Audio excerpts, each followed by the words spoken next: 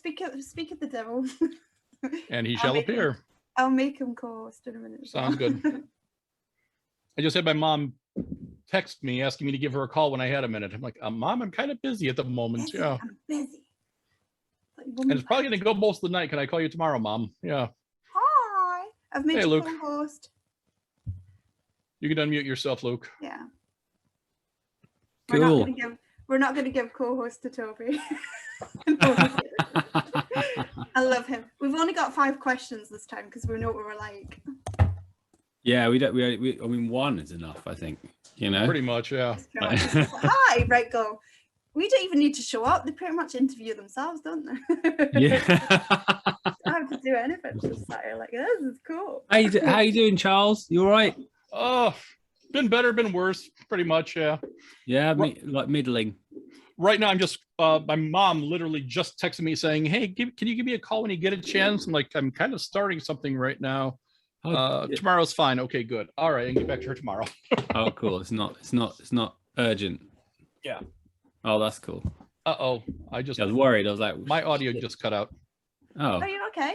I can still hear you. Why does it do this right now? And I can hear him. I can't hear you guys. Hold on. I can hear him. Oh, his is gone. Oh. I like your background. That's great, isn't it?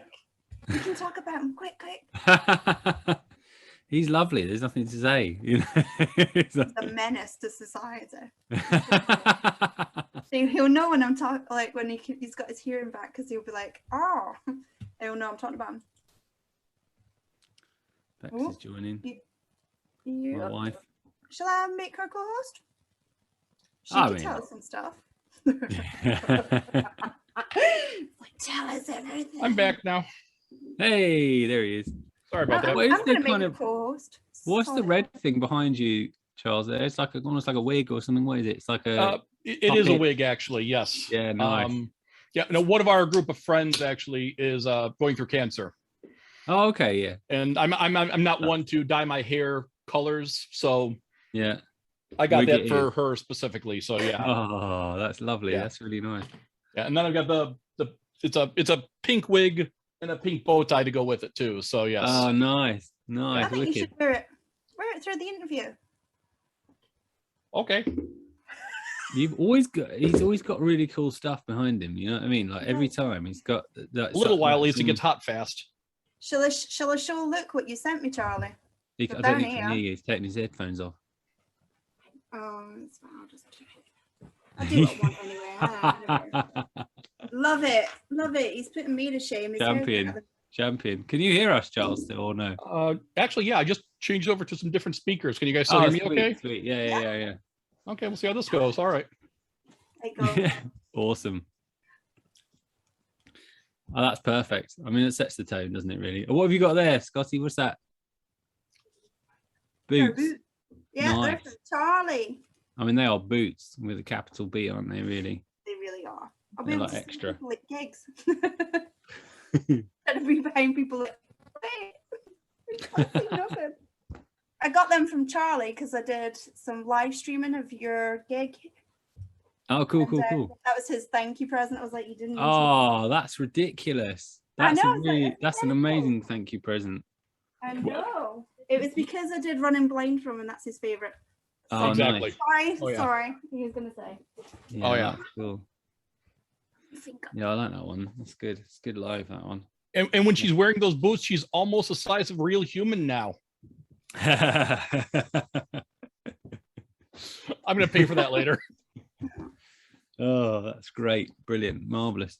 He's so rude. Yeah, I've just nudged the others. I know that they're just like, you know, having dinner and stuff like that, whatever they're doing. But they're nominally poised to join. I think Jake's coming as well. Oh, look, Jake's 10 now. Speak of the devil. I said to him, Charlie went, Luke said he's popping on. And I went, speak of the devil. There he is. And you've just said that, Jake. And he's all right, Jake. His audio still connecting. Go ahead and call us him. Yeah. Yeah. Okay. Can you hear us, Jacob? Hey. There we go. Jake 10 is the co-host. Every time I see Jake 10, though, I just automatically think Ben 10. I'm like, don't call him Ben. Call him Ben. That's it now. That's it. He's Ben 10. I've ruined it. Whoopsie. Game over. It used to be a good show. Then they really made it stupid, unfortunately. Yeah. I've never seen. I don't know it, but it's a cartoon, right? Is it? Cartoon, yeah. Yeah. Pretty cool premise, though. Actually, it was pretty neat. Jake, can you hear us now? No, you cannot hear us. Jake's, yeah. He should be. Looks like he's connected. He's just started uni, I think. Is he typing something in the chat? No. Looks like he is. Yeah. Yes, just working out on his my audio. audio. Good. Can't Okay. hear anything yet. Okay. Yeah, cool. Well, we've made you Nice, co-host, so you can turn yours on and off whenever you want. Oh, that's cool.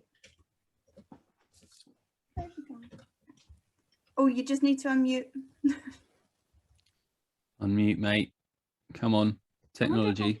Ah, yes. Yeah. Right. Is there a quicker way? Yes, did it? Like I'm road manning this. I'm in Hawley right now. At the studio. Found a Where are you? Hawley at the Hive Rooms. Oh, I know the Hive Rooms. Yes, yeah. So Lovely. we shot a music video today, and then they're doing a rehearsal. So I managed to find a little corner. Nice. Yes, It's very quiet rehearsal from the sounds of it. Are you? Well, I'm outside, so yeah. I figured because I get decent lighting and it's my evening off, so Decent I need lighting. Listen to him. I know. I say decent. Well, there's a big yellow. It's yellow. Yellow is not decent lighting, but there's a big light. There's a big light that's on my face, so I don't look like I'm in a dark alley hallway. And then you look lovely, mate. You look marvelous. Like you're getting ready to mug somebody or something. Yeah, yeah, exactly that. What's up? You know, got the. That's it. Now you look like a proper hoodlum. I would introduce you, Jake, but there's going to be more people joining in a minute, and I'll only repeat myself about 10 times. No. I know. I'm guessing that's Charles. That is me. Bam, and then Explain his yeah, red hair Scottie. every Yes. time. Yeah. Thankfully, it gives name badges. So when I scroll over you, yes. So your new name's Ben 10 now, Jake. Can I change his name? Yeah. Just do it. Oh no, I can't. I'm not. Oh, do you want me to change it? Can I? Yeah, change come on. Edit. Oh, I've ruined that now, haven't I? Perfect. Yeah. Magic.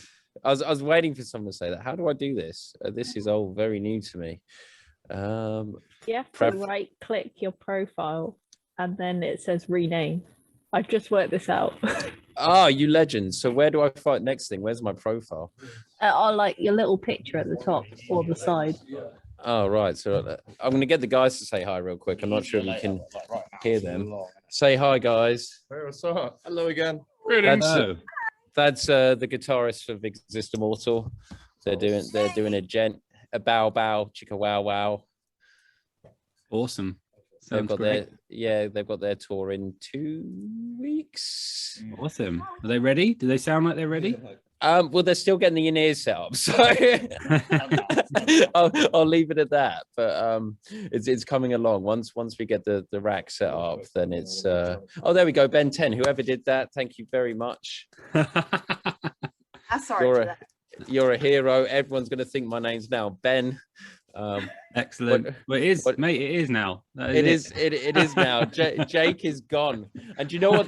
That works out so much better because then no one knows my true name. Jacob Tellinghusen is now just gone. We've eliminated the beginning. We've eliminated the end. You've got to do the middle name as well. Oh, that's Harold. So yeah. I mean, it's long, isn't it? It's long. And Will snuck in. I can see Will's there. You right, Will? We can't hear you. Are you muted? You're muted. Yeah, Will is mute. There he is. Hey. Hi. Hey, Will. Hi. Keyboard see player you again. extraordinaire. How's it Some going? more people joining. Not too Who of bad. us? How are you? Yeah, cracking. Oh, good. Are you still hyper from the tour, or are you starting to have a calm down now?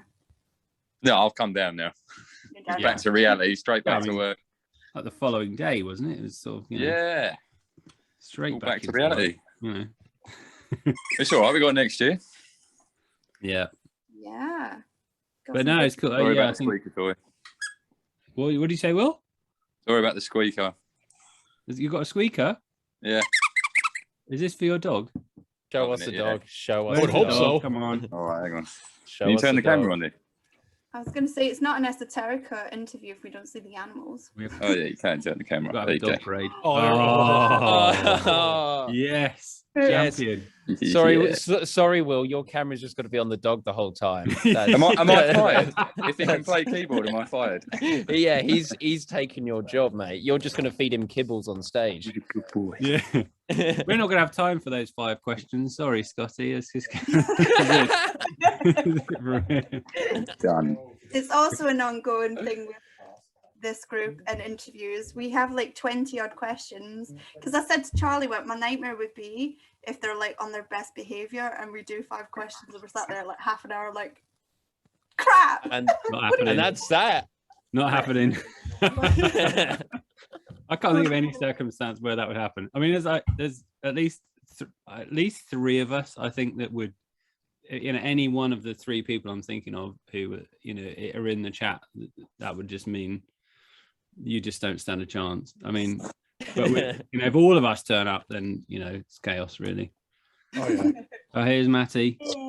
And the 3 specifically, just to be clear, is Bring it me, back. Toby, obviously, and I'm thinking of Cloud, but I mean maybe someone else, but I think Cloud he's just an animal. It was our last interview. We got 45 minutes in. We were 45 minutes into the interview, and then we asked the first question. Yeah, that's the best way. Oh, absolutely, absolutely. Matthew, how are you? Can you hear us? Can we hear you? You can see your hand. I think he's figured out the audio thing that I. Oh, he's got no audio. Oh, cool. You got to do the accept audio thing, and then it goes, "Oh, we'll let you in." Connecting. There you go. And now he's muted. Matt, you're good. Just unmute yourself and you're set. Okay, dude. How you doing? Hey. There we go. Hey. Hey. Hey. Are you and Will in the same house? No. It kind of looks like it, to be fair. Yeah, it looks a bit like it. Maybe, I don't know. It's just English housing, isn't it? Just white walls. Yeah. English decor. Yeah. Gotta love it. Elephant's breath. Yeah. Oh dear. Let's see you all again, though. Feels ages ago since September. Doesn't Like it? the beginning. I mean, it's still September. Well, like the beginning. But yeah, no, I know exactly. It does feel like ages ago, doesn't it? And we've actually met now, haven't we? Although it felt like I already knew you, really. Like, you were exactly the same as you are on the internet. So it was just like, there she is. Just shorter. Well, yeah, I suppose. A normal height. Well, what were we the heights you expected us to be? Were any of us taller or shorter or? Yeah. Oh, sure. Yeah. Cal's Here we not go. on yet. You can say he's short. That's fine. He was short, but I like it because you like compact people. I could have like a face-to-face conversation. Did you just to clarify? Did you just call Will a compact person? That's great. Because if that's Best compliment I've ever had. if that's correct, Will, you're never going to hear the end of that. Yeah. But then again, in Scotty's defense, we hadn't met Will. Will hadn't been able to join us. It's for true. Q&As, so It's true. yeah. and Will, it is great to finally actually get to meet you myself. So welcome. It's nice to Yeah. meet you too. Yeah, It was Loving lovely. the hair. Oh, the hair is absolutely. Yeah, amazing. it's not going to stay much longer. It's already getting too warm at this. So yeah. Yeah, I don't blame you. What's it, saying that, Charles? What's the weather like in Chicago right now? Oh, right. Well, keep in mind, I'm Fahrenheit, so I always got to kind of do the math. Oh, I know Fahrenheit. So I know you do. I'm for everybody. Oh no, else, yeah. I can translate natively. It's fine. Oh Go yeah, for it's it. like 72 right now with a perfect breeze. It's gorgeous out at the moment. So yeah. it's about the same as here. So you're talking about 23, 24. Yeah. Oh, it's beautiful out today right now. Yeah. Yeah. Nice. Lovely. Nice and warm, and with a rig on top as well. There you go. Yeah. Give it a month Sweaty. and you have blizzards. I actually supposed to go up another 10 degrees next week. Actually, yeah. What? Did you say 10 degrees? Yes. Yeah, so that's Fahrenheit, so 5 degrees Right. Celsius. Oh, Yeah, okay, yeah. Jesus, wow. But Okay. but still, that's like high 20s for the beginning of October or end of September. I don't even know where we are in the calendar year, but we're here. No matter what, screwed up. Yeah. Nudge Toby, and there's some chat going on. What's going on here? 7 degrees. What? What? Natalie? Natalie, where are you? Just type Where's in that? where. That's going to have to be Eastern Europe. Yeah. Ukraine. Okay. Yeah. Ukraine. Big Ukraine. up Ukraine. Hardcore. So when Saying it gets that, to form here, we have to go out there. That's the plan. I was just gonna ask, have you guys been to Ukraine? We haven't been to Ukraine. Oh man. The closest we've been to Ukraine is probably, and my geography's crap, right? But it's probably like Poland, is it? Maybe is that near Ukraine? Nearer than England. Yeah, right. Well, I think so. Yeah, anyway. Or maybe Latvia. Is that nearer? That's Usually here it's 15 or so in September. Oh, so it's unusually cold. Oh, crumbs. Wow. Yeah. I'm hoping that's Celsius and not Fahrenheit, because that would be ridiculous. That is, yeah. Yeah, Yeah. Celsius. Yep. Cool. How do I change it to? Oh, there you go. The other view. That's it. So I can see everybody. Hello, everyone. Hey, John. Hey, Stacey. Hey, who else have we got? Alison. Hi. James. All right. Wicked. Alan. I saw Beth creeping at someone. There you are. Hello. And Portland boy. Wicked. Yeah, that's I'm so terrible with names. I'm a disaster, right? But you're the fellow with the sign, aren't you? Just bung it in the chat or something, or nod, or I can't see you, but I'm assuming that's you. Hello, wicked. And we still haven't got we've got, how many of us have we got? 1, 2, 3. Missing Toby still. And Cloud. Toby, Laura, and Cloud. But Laura's Half of us, camping, it's correct? not bad. It's a pretty good turn. It's better than most of our rehearsals, to be honest. So that's all right. It's funny because it's true. So I think there's enough people here now. Jake, who is called Ben 10 on the list, is our photographer extraordinaire. But you weren't here in the last chat, were you? No, I wasn't. This is my first time, so thank you. Jake is a sweetheart. He's lovely. And Will, you haven't joined any of the chats before. Will is our illustrious keyboard player. Give us a wave. There he is. That's it. That'll do. Cool. And Matty's on, and I'm on, and yeah, we're just waiting for a couple more. Really, I think they're going to join. I've nudged them. I think so. They should be here soon. But Yeah, when Cloud talked to me earlier this week, he said he was in the middle of like a 9-day work week, so he was going to try. So hopefully Cool. Cloud makes it. I'm sure he'll be around. I'm sure he'll join. Yeah. Yeah, he said earlier on we got a WhatsApp group. We have a few actually. So we don't offend too many people. We have a broader one, which Jake, you're on that one, aren't you? And then we have one that's even more offensive. That's just us, you know. Oh, nice. Yeah. How offensive do you guys get? Oh, Toby's the worst, I think, isn't he? Yeah. He photoshops things and stuff like that. I mean, Matthew, you've been a victim of that, haven't you? You know. Yeah. It's very funny. But Here's there's Cloud. And there's Laura. And Laura. Hey. 5/6. Yeah, I need to do my job. I've not been doing it. I'm too busy offending Will, clearly. Sorry, Will. Why have you Nah, it's offended all good. Will? I don't No, not the slightest. I don't think it's possible to offend you, Will, is it? No, take more than that. Too nice. Still can't see your doggo, mate. Switch your camera around.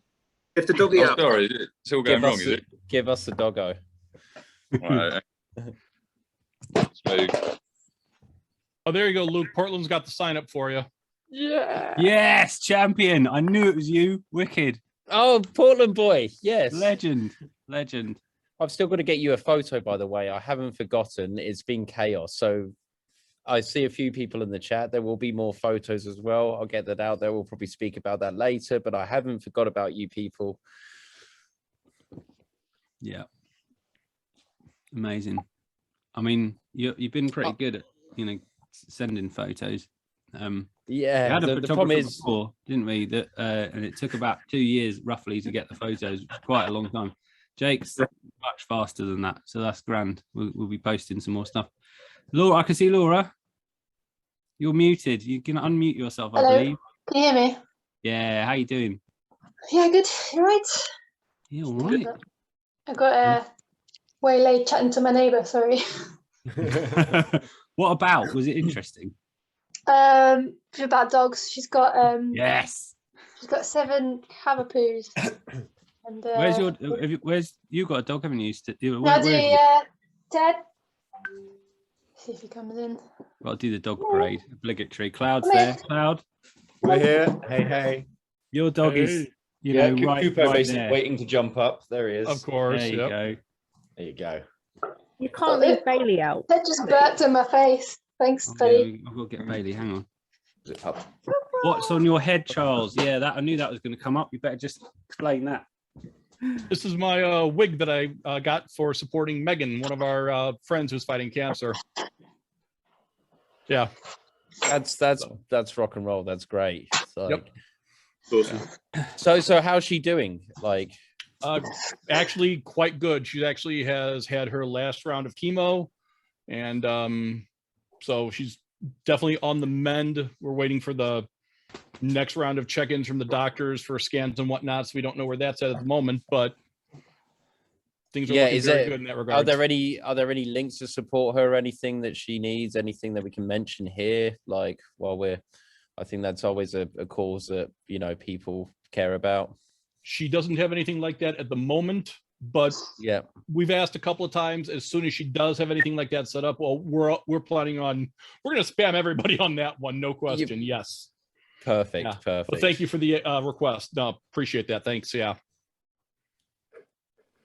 Yeah, just anything like cancer research and stuff like that. And so they're all really good charities and stuff like that for cancer and stuff. So yeah, bless her heart. It's been a rough year. We actually lost another one of our group to cancer not that long ago as well. It's like, bloody hell. Yeah, it sucked. It was awful. But we're all here for each other, aren't we? Very much so. Exactly. We all support each other and give the certain finger to the cancer. I know that this will be on YouTube, so I'm going to try to be. Well, we already know language is going to happen, so yeah, they love me on that regards. But yeah. And alcohol's already started here, so feel free if you got it, ladies and gentlemen. So yes. Great. Yeah. Yep. Oh, there's Toby coming in finally. Cool. All right. There's a mysterious Tobias Keast in the. The lead singer has entered. Yep. Connecting to audio. Actually, one thing we're looking to do probably next May, it looks like, is we're going to be trying to put together some kind of a benefit of for vasculitis support and awareness. We're probably going to be starting to actually start organize that most likely next month sometime.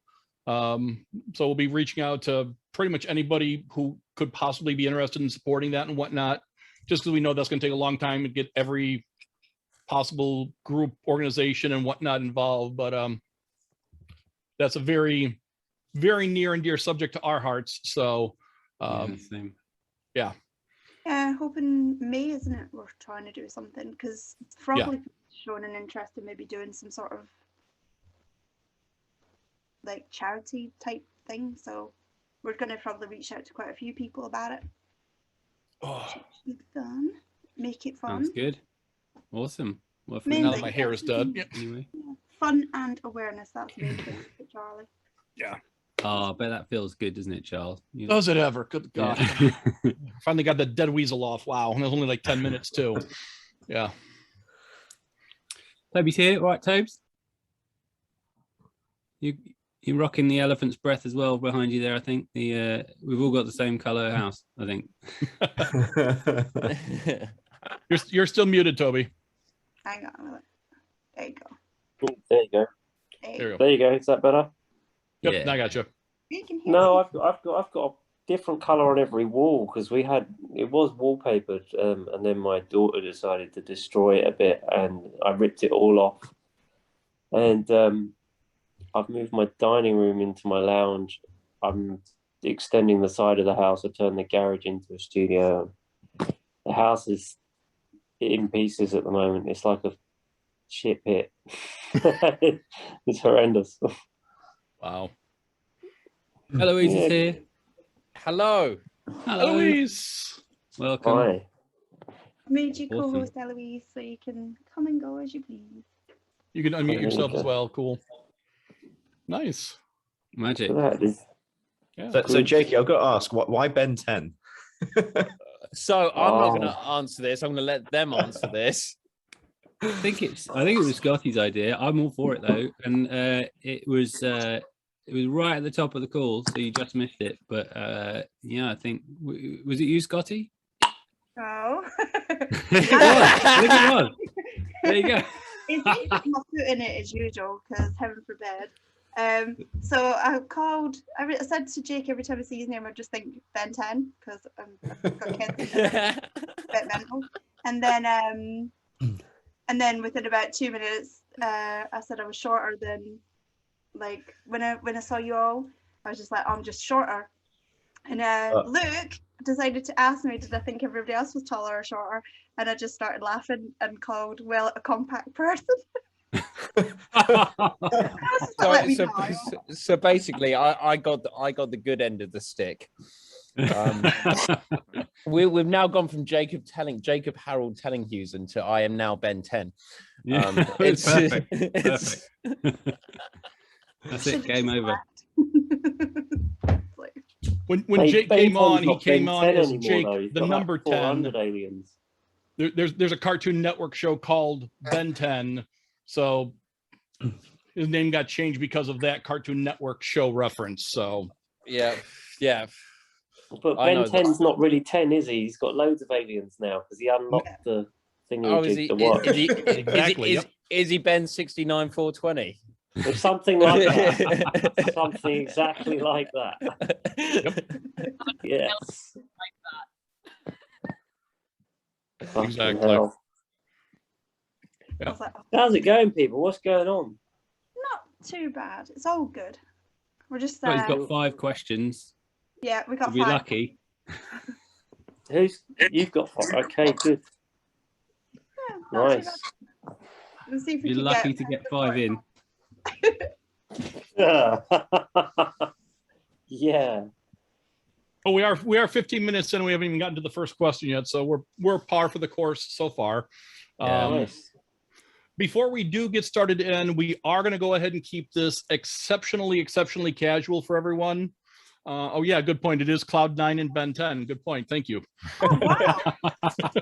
So real quick, I'm just going to interject. I mentioned that on a few comments ago with a certain lady. I'll let Cloud divulge on that later. But yeah, there was no pickup on that, and now he's taken it in. He's like, I am Cloud 9. Embrace it. Yeah, We've got to think of a niche business, and we'll do it, man. We'll do it. But yeah, sorry, Charles. Go on. No, quite all right. Yeah. No. So I did post this in the group on Facebook. Jake was kind enough to give me the okay to take one of his pictures from the rehearsal process.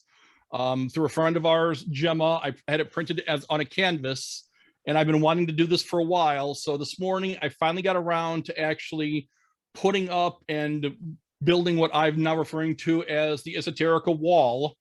So, cool. Everyone's permission, I'd like to go ahead and do a screen share quick here and show you what I've gone ahead and built today.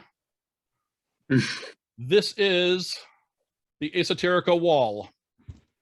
Oh my God. Unbelievable. That's incredible. That's so cool. That's I'm so happy. Yeah. The way you chose the color photos as well. Yeah. That's great. The color schemes really worked out handy there. Now I haven't found a good color photo to go with that yet with Will in it. That's why I've left a little bit of space at the bottom to go for one more yet. I just want to find one more there. Perfect, We got a Charles. really nice Charles, one of Will. Got a really nice one of him standing outside the girls' toilets. Yeah. It's compact as well. I was going to say, Charles. But yeah, you need Charles. a smaller frame. In fact, he was just leaving, to be fair. Hey, as long as the color scheme works, I don't care. But yeah, say no more. I've got a few of Will. I'm doing the last gig of edit. So I've done the first 4 gigs I've sent to the band. I haven't posted everything on social media because I'm trying to figure out the best way to do it because there's hundreds. Each gig, I took about 1,000 photos and there's 100 edited photos from each gig. So it's the best way to present them. But I'll send you over one of Will, and then you can complete the collection. Oh, that'd be great. Thank you. Appreciate it whenever. So yeah. It's not as obvious in here, but way back in November, December, I think it was, Luke was nice enough when I actually bought the actual 4 physical CDs from you guys. I asked Luke if he could possibly get everyone in the band to actually sign them. And so these are actually the autographed CDs that I've gone ahead and framed in the 4 around the canvas here. So I was originally just going to put those 4 up, but when the possibility came for actually getting this canvas made and whatnot, I was like, okay, no, I gotta put it around here. And then when I came across these pictures that Jake did, I'm like, I got to put all this together. This is too great not to put all of this together. I love how this has all just come together. So it's really cool. Props to Jake, props to all of you guys. Thank you very much for all of this. So thank you. Thank you. So thank you, Charles. Yeah. Yeah, nice. That's amazing. Yeah. It took us forever to sign those things. Luke, I knew I'd get them whenever. I was in no hurry whatsoever. So we're just trying to get all 6 of us in a room is like, it's challenging, isn't it? But we did it. Yep. Yeah, with some Photoshop magic. No, we didn't. Yeah. Some excellent forgeries. No, we really did sign them. Yeah, no, that's awesome. That's so cool. I'm really pleased that it came out really well. I know you put a lot of thought into it and stuff. Yeah, really awesome. Yeah, thank you. Yeah. Magic. Do you know what, Scotty? This is your chance to ask a question because, it's now or never. It is, isn't it? Yeah. Okay. I've lost my thing. Hang on. There we go. What was it like playing the In Dreams album live? Because this obviously was the first time, wasn't it? Yeah. I mean, I think Marie's just coming in. Yeah. That could just that question might go out the window now. We'll get to that in another 15 minutes. Awesome though, obviously. I mean, it's always a bit, I don't know how the others feel, but it's always a bit kind of nerve-wracking and that, like when you've not played any song live really, and then you kind of go to play it like you're never quite sure. It's always different. Eloise, I see you nodding. Like if you like you play something in rehearsal and it's not the same as when you've got a room full of lovely people who are all feeling it with you and all that, and it's a different thing. And also you're some degree of terrified because you're playing live music and it can all go horribly wrong. So yeah, like I thought it was awesome, and I thought they just worked really well. To me, it's the strongest set we've ever had. It's the best kind of onstage chemistry we've ever had, and I think like there were some surprises for me. Like I didn't know, like Humanity, for example, every night that seemed to go down really well, and like for whatever reason, I don't know why, it just seemed to translate, and so yeah, it was just wicked. And yeah, playing the Still live for me, that was, I mean, it was pretty emotional like every night, but there was a couple of nights in particular where I just was difficult to play the song, to be honest. It was hard, but it was just wicked. Like there's a lot of love. There's so much love in the room. I'll shut up. What does everyone else think? I just want to give Luke a hug now, don't you? I did. I think that happened most nights. Like you came off the drums after the Still. It's like, oh, look at that, man. It was so emotional. Like so good to be on stage and just playing the album. Like, cause we wrote the album. You're there playing it a whole bunch of times, practicing, rehearsing. but then live it's still like, oh, actually finally playing it 2 years on after writing. And God, what it goes back like 4 or 5 years when some of the early tracks were slowly being put together and pieced together. And like getting to the point where finally you get to play them. I even know the fucking just amazing properly, but I know the songs, but it's not the songs. Not in order. Yeah. I know what you're saying. I'm going to chime in real quick and just say how emotional it was watching that every night. The fact that you guys like watching the Abbey Road video really sets the tone deep, and it's like it is like I literally had to stop myself from crying, like, because you're like even though you're behind the cameras, you find yourself in that moment because that song's so powerful. So it was just a wonder to watch them play it every night, and you can see every member is emotionally involved with the song, and I'm sure anyone that went to the gigs where they're small venues, you probably got the same vibe. It's just so powerful. And I guess it's so nice to see these songs performed on a smaller stage. On a bigger stage, it probably have as much impact, but it's so much more intimate in a smaller stage. So yeah. It did. It got me. I was like, but we talked about that anyway, didn't we? I was like, oh, try not to cry. That's so embarrassing. but it's beautiful, and it's. Do you know, it's one of those sort of songs that when you hear it live, it's actually, I mean, it's good anyway, but hearing it live, just another level. It's amazing, guys. Real quick, because they think they're being funny. I'm getting bombarded by existing mortals. I can hear voices in the background. So I'm not laughing at you. But we've got little shorts.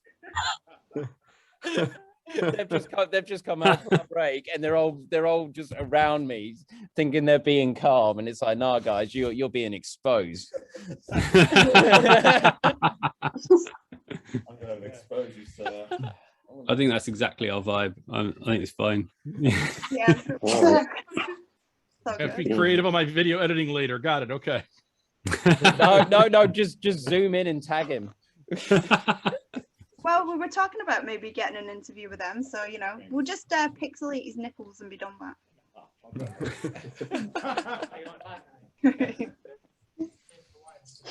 Yeah, thanks, man. Can't believe he's in his boxers. Laura, how was you with the still? How was that for you? Yeah, just to echo like what you've all said. It's like a really emotional track, isn't it? So it's to play it live was very moving. I think, like, yeah, it's a very meaningful song. First of all, I think like the audience kind of like if they know what it's about as well, it just makes it even more kind of just emotional, and it's just like that connection. I think. Yep. I feel it. Like being at Abbey Road when they were recording and we were recording and playing, and the orchestra hit you and you felt it all. It was incredible. And playing it live, you sort of, we have our music we hear in our ears, each preferences, but in the room, it's there and you can still feel it. And like every chorus that comes in and Toby sings those words, you just resonate and feel every single bit of that track. And yeah, like I sort of zone out when I'm playing it. And that's why I hit a few wrong notes. I just hear the strings and that beautiful moment in Abbey Road Studios where the whole orchestra it hits you and you feel it. And yeah, it's a beautiful track. Love playing that live. Great. Yeah, I definitely played it wrong in I think it was in Bournemouth when we went into the crowd. Yes, for that. I was and I take full responsibility for that. I was like, get out there, have some fun. It's the last song. It's your last song of tour. No, it was right. It was and we got and we got some great photos from it, which the drama from that, and also seeing you move off stage. I was like, I'm going to force Laura off stage. I know she hates it. Not in my pedal, my comfort zone. That's it. I was like, your pedal, don't worry. We did. There was a lot of crowd invasions, and there was a stage invasion as well. At least one.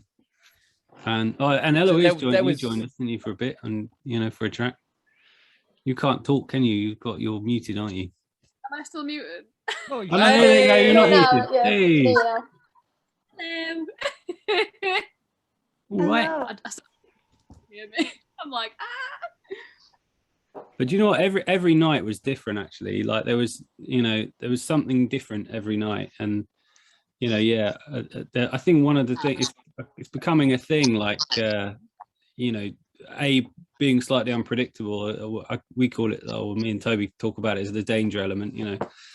And I like that. And I like the fact that we sometimes. And I don't end up in the crowd. It's tough to drag me drum kit around, but Toby, wireless drums. Get some wheels. We've got a wireless white. A wireless white. And wireless white drums. Yeah. There's two other significant features of this tour. One was a coconut, and the other one was the song "Ya Ya Ding Dong." If anyone knows that, so if we ever hear that, that's going to remind me of this tour. That was the tour van song, basically. Cloud singing "Ya Ya Ding Dong." It was on repeat for quite a while. I think that's because we didn't know how to work the shared Spotify. It wasn't intentional. It was just technical difficulties. And Toby adopted like a coconut, didn't you? Yeah, I did. Yeah. Gradually.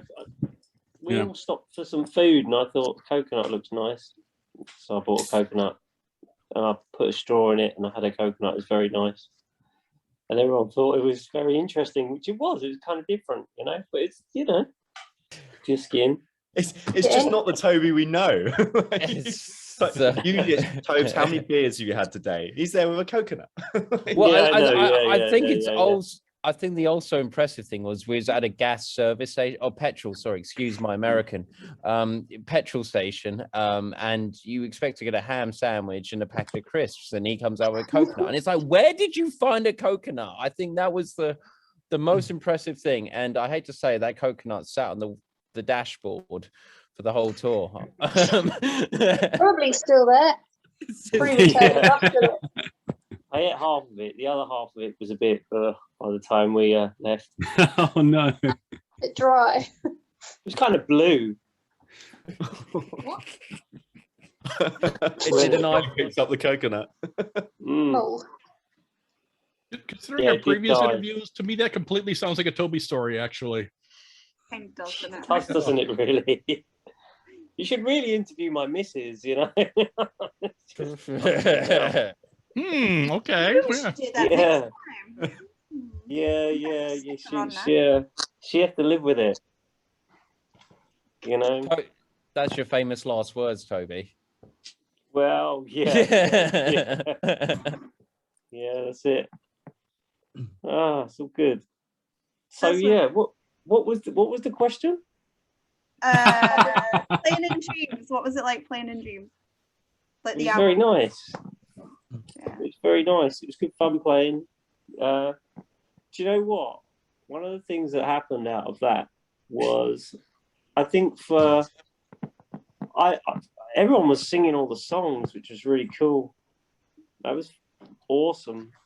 And there were certain things that I kind of took from that musically to sort of take forward. And there's other things that I thought as well, like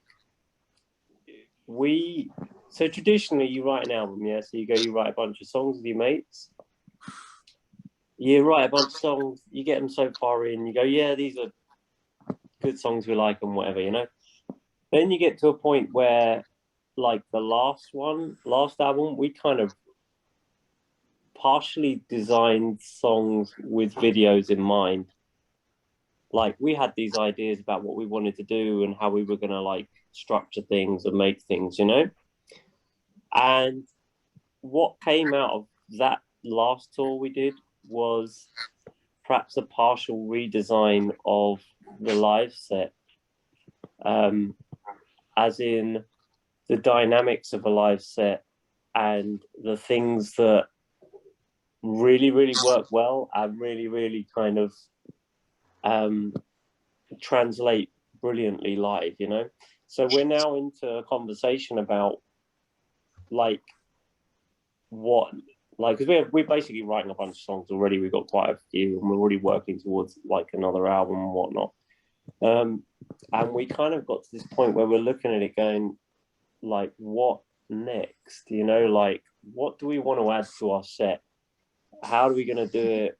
And because we've obviously like looking at a much bigger venue, so then we're like, well, we can, what can we afford to do? And we've already kind of got this, you should almost play the clip, you know, the Tom clip, because it's just perfect. And it's one of those things that when we kind of like realized what we can do, we're into like throwing the kitchen sink at it, because like we might as well, you know, you only live once, you might as well just absolutely enjoy it, you know. And just we're as I say, we're kind of thinking about set dynamics, like how to map the set, what to do, what to sort of, how to make it really, really awesome, you know. I think that's the main thing I took away from the gigs. Yeah. When you say the Tom clip, you mean Tom is our lighting designer, isn't he? Yes. And his wonderful clip. Yeah, we did a thing with Tom, didn't we? And yeah, the bang and the. Is that Marie? We were talking about playing the Scala. Yes. Marie, we can't see you. Where's your face? I'm hiding. I need your face. Show me. Marie's on my screen. I'm walking down the street. I can't show my face. I like how you pipe up at the Tom clip. The bang and the. Yeah. Boom, it's boom. gonna be amazing. Yeah, it is gonna be amazing. It's gonna be cool. Yeah, we're working on some new stuff. But I think you've got a question about that anyway, Scotty. So we're gonna get to that. That's fine. All good. Make you at least watch half the video first. Hiya. Hi, mate. Is that Elliot? I can't see. Is it too dark? Yeah, it's Elliot. Oh, I thought Toby had doubled himself. Toby, you've got to introduce me, because bear in mind, I just had them like thinking I was asleep. Remember when I said yours on the yeah, and you could hear the little voices, and you're like, and they came in and they think they're being slight. Hi, I'm Jake. I'm Jake, by the way. I stayed in your other room. Hang on a minute. Let me skip over. You'll see Jake. Jakey boy. Jake, by the way, this is Jake. Hello there. I'm the guy that stayed in your house the other night. Yeah, there he was fast asleep. I take photos of him. This is Daisy. Oh, Daisy. Daisy. And Ivy's over there asleep. Oh. We can hardly see Ivy. Oh. But yeah. So where's Bailey? I love Bailey. Bailey. Where is Bailey? Oh, I'll shut the door. Hang on. Bailey. He's sleeping on the sofa. The dog's in, and now he's in. He's arrived. He's come to the interview. Elliot, what's it like having a dad like me? A bit crazy. There you go. When are you gonna tell the truth, Elliot? It's fine. There you go.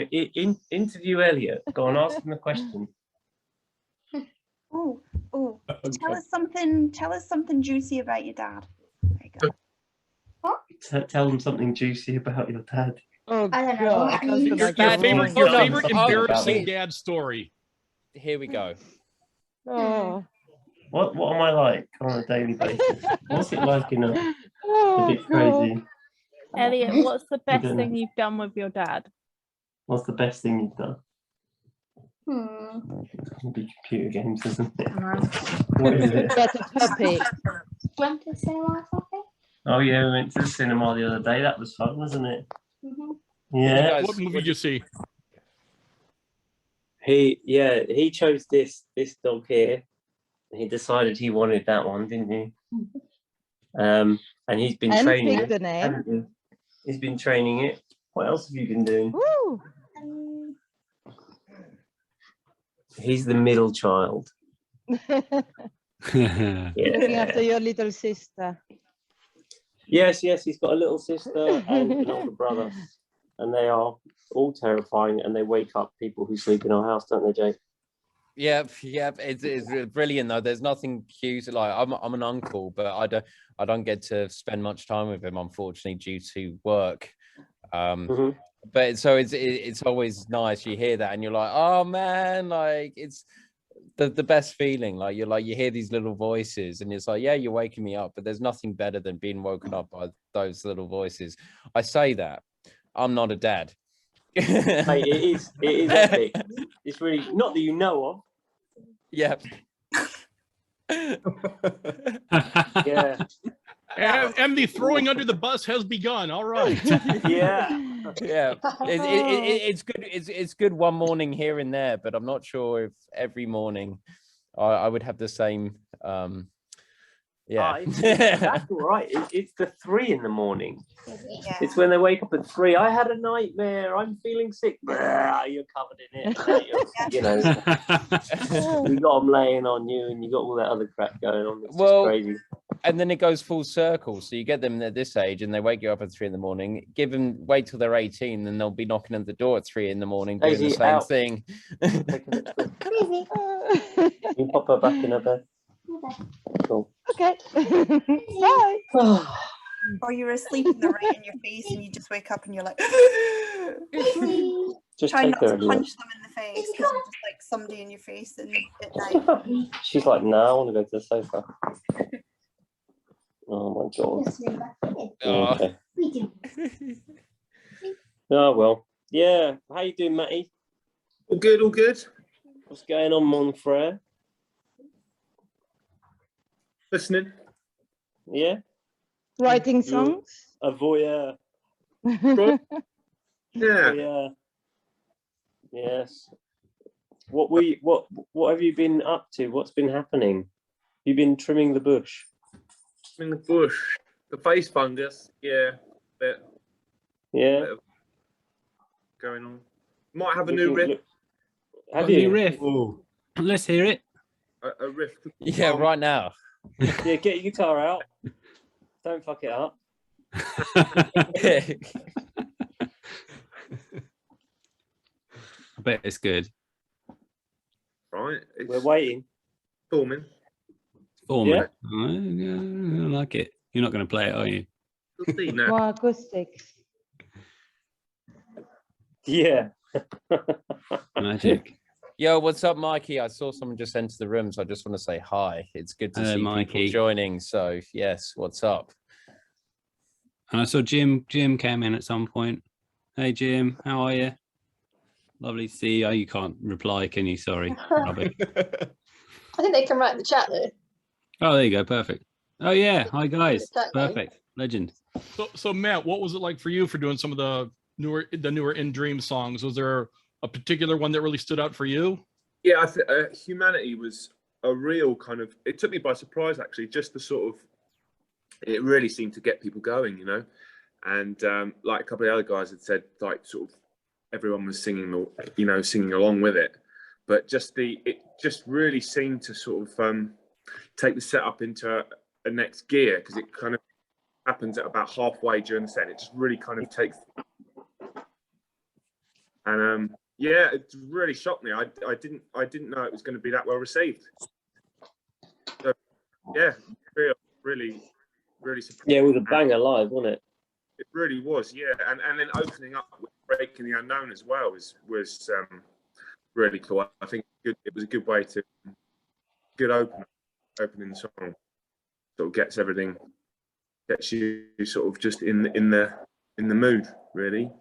So yeah, it was it's so much fun. Can't tell you, like, you know, 2 years have gone by to do that. I mean, honestly, the tour blues I've had since coming back, it's just been awful. So go again tomorrow, you know.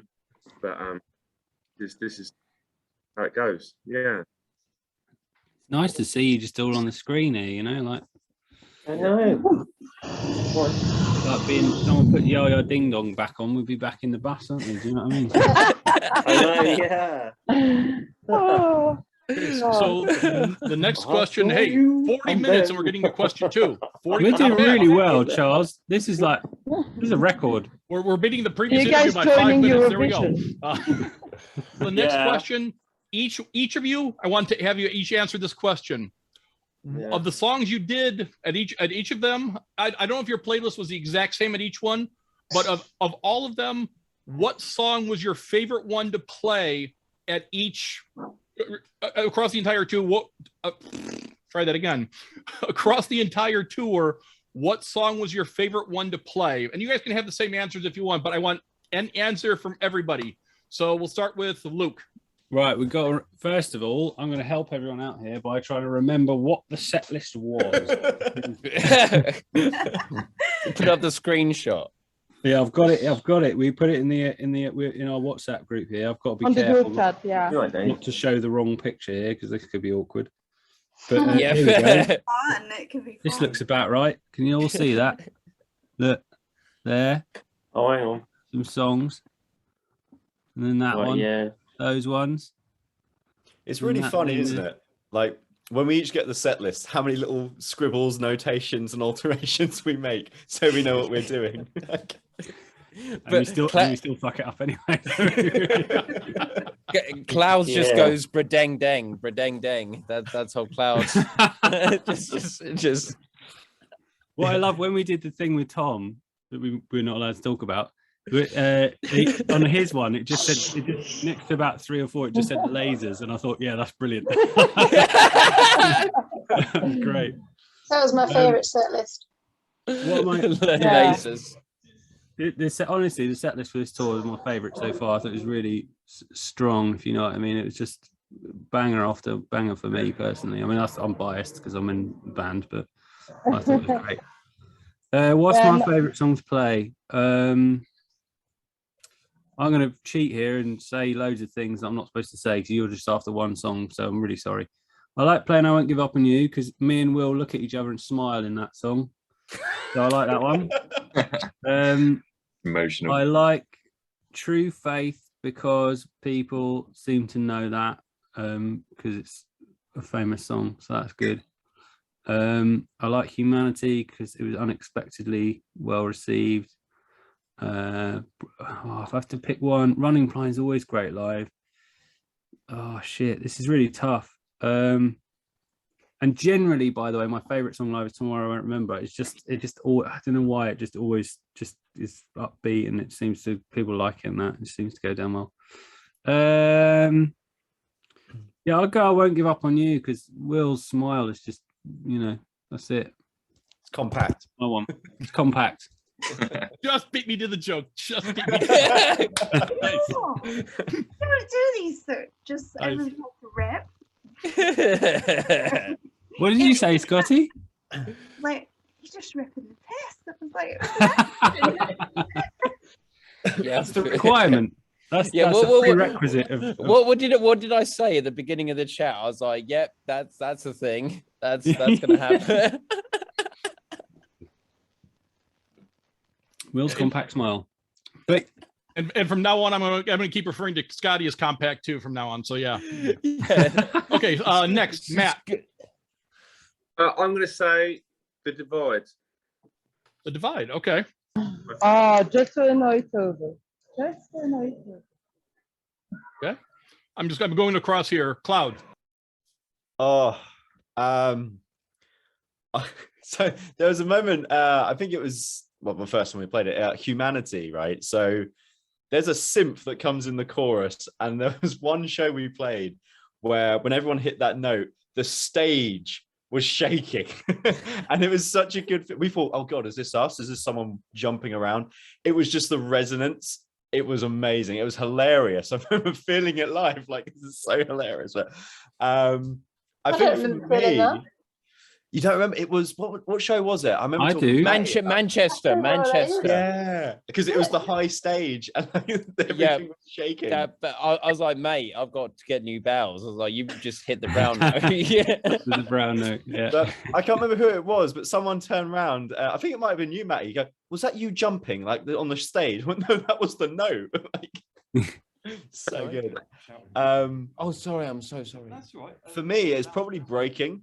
Actually, as an opener, I find there's so much more energy later on in the set. But for me, I have these like, so the history of that song is the bass line. I made it 5 years ago, or whenever it was, and then we didn't play it for like a year, And then like things went really quiet with the band whilst we were writing everything else. You know what I mean? And I was like, right, let's remember all that bass line is again so we can record it. Completely learnt it wrong. So the demon I had was I had to relearn this bass line that I've been playing wrong for like 3 years. So that it was actually correct to what the album was. And oh yeah, it was horrifying, but so satisfying getting that right, because that just set up the set for all the other songs. So terrifying, but great fun. Wow. Cool. Very cool. Eloise, we're on to you. And am I pronouncing your first name correctly? I'm sorry. No, you're pronouncing it right. Okay, good. I just make sure. Cool. Well, I only did the one song, so it's got to be that one, hasn't it? I didn't know what you did, or even if it was one of your own too, of course, obviously, yeah. Oh yeah, I did that. Whatever your favorite song that you did, of course, yeah. I forgot I existed. Sorry. Of course you did. No question. Yes. No, like getting on stage and doing In Dreams with these guys, that was everything, man. Yeah, Manchester show at the end, we did In Dreams. I got on stage with them, and it was just really cool because, like, when I recorded, I forgot the name of the song for a second. Then, wow, what a day! When I recorded "You're Not Alone" with these guys down in London, it was awesome. But like, I chucked a couple of harmonies on In Dreams, and I was never sure if it was actually in the final song. And then when I could hear like the backing and stuff live, I was like, hey yo, that's me. Yeah. We turned it up a bit for live. In the album I'd say it's too quiet. I like Matt Hyde, who's our producer, lovely guy, but it was too quiet, you know, if I'm honest. But live, yeah, we turned it up a bit, so you know, represent. Cool, very cool. Okay, Will, to you, sir. Oh, my favorite was The Divide. I love it. Obviously, no doubt in your mind on that one, yeah. No, it's just such a tune. Even if it is a fuck for Toby to sing. Sorry, mate. Cool. Toby, to you, sir. And you're muted, Toby. I'm sorry, I muted him because he was chatting to someone. I'm such an arsehole, I'm sorry. There we go. How dare you? I think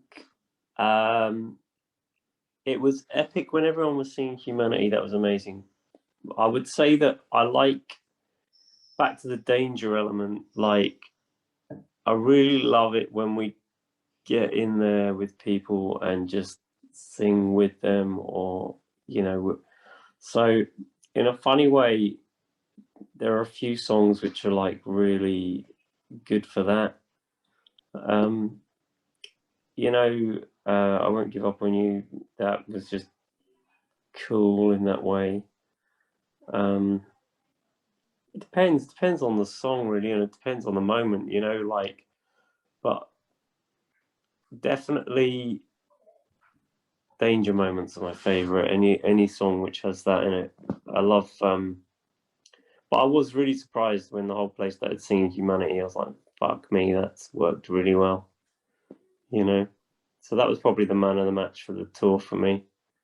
But if I said a lot, like across the board, there were some great moments, you know. You know, it was cool. It was cool. I enjoyed sharing the stage with Eloise. That was fucking cool. We had like, we literally, you know, she got on there and I was like, what do you want to sing? Like first verse, second verse, chorus? And she was like, and she said, I can't even remember what we did now. And it was like, and I was just like, yeah, sure. And away we went. Did you have that conversation on stage? Like, yeah. Oh, wow. We literally, Cool. it was the first thing I said to her when she got a mic and walked on. I was like, what do you want to do? She was like, I'll do this. I was like, yeah, all right then. And I can't even remember what it was, but I know it worked. She sings better than I do. She's got a great voice. Fuck me, she smashed it. So it was like easy, you know. And then for like us, it's just like, but I love that. You know, that's the bit that's real, and that's the bit that you can't make up, you know. If I said to you, you could go to as many gigs as you want, and like those moments where people are with you, and where it's really, you know, I mean, we call it, yeah, the danger moment, but those moments where it's just so, because that's where it's so real, you know. And it was, do you know, one of the great things about so like the very first song started playing on the very first night, and in like 2 seconds, like it was like you know how people talk of, like, you get like religious zealots talk about going to church, and they're like, ah, yes, you know, it's really fucking important, and you know, they hear God in their head and all that kind of shit. That's what it's like for me. It was like going back to some sort of like spiritual swim river of music, you know, like this flow. And it was amazing. It is just, it was a holy experience for you. Yeah, it's the only place in life you get that. Do you know what I mean? Like, it's so there's nothing else in life that really does that for me. Like, there's been some pretty cool moments over the last couple of years. My son, I bought him a thing to take, because he wants to fly planes, and he flew me in a plane. I was sitting in the back of the plane. He's 14 years old. Away we went, and that was pretty epic. Do you know what I mean? It was pretty amazing. I was sitting there watching him fly the plane. I mean, he's twisting it all over the place. You know, you kind of think, hanging on for dear life. You know, you diving every now and then. Little bars in a car. You know, they don't have any of those in a plane. You just kind of have to hold on to these seats, which aren't really bolted properly. The plane's got half a wing. You know, it's it's kind of the smallest thing in the world. But it's one of those, you know, like there's been some, as much as there's been some awful moments, like there's been some amazing moments too, like some crazy stuff's happened. So stuff's kind of good, but there's nothing like that. And like the only way I can describe it is like, you're in it, you're out of it, you're in flow. It's like I described it before. It's like when you see the, you know, fish all swim together and the birds fly together in big flocks, and you see all of them move, and that's how music is, you know, like for me. And it was like going back to my own church. Do you know what I mean? Like the only way I can describe it is like how it was fucking epic. It was amazing.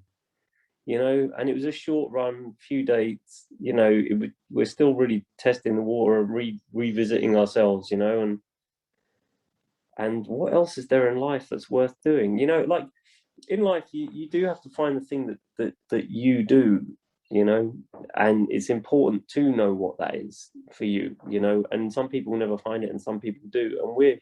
And we're lucky, we know it.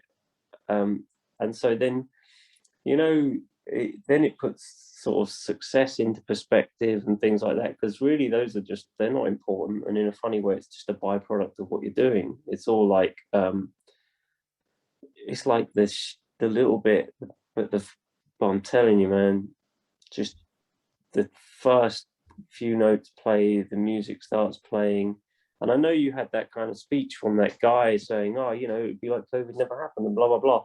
And in a weird way, that's kind of just like a muffled blur, that bit. It's not until the actual music starts, and then, you know, because I'm kind of unfocused, and then suddenly you're not just focused, but you're like in this thing. And I almost have to remind myself, the first word is, you know, like, because you just kind of can get carried away with it, you know. And then it's almost like, I don't know, this beautiful synergy between sound, muscle memory, and feeding the reaction of what people are doing versus what you're doing. And all of a sudden the whole collective thing just comes back together into one unit, and you're just gone. It's just you're off and running again. And it's just like this epic moment. And you know, like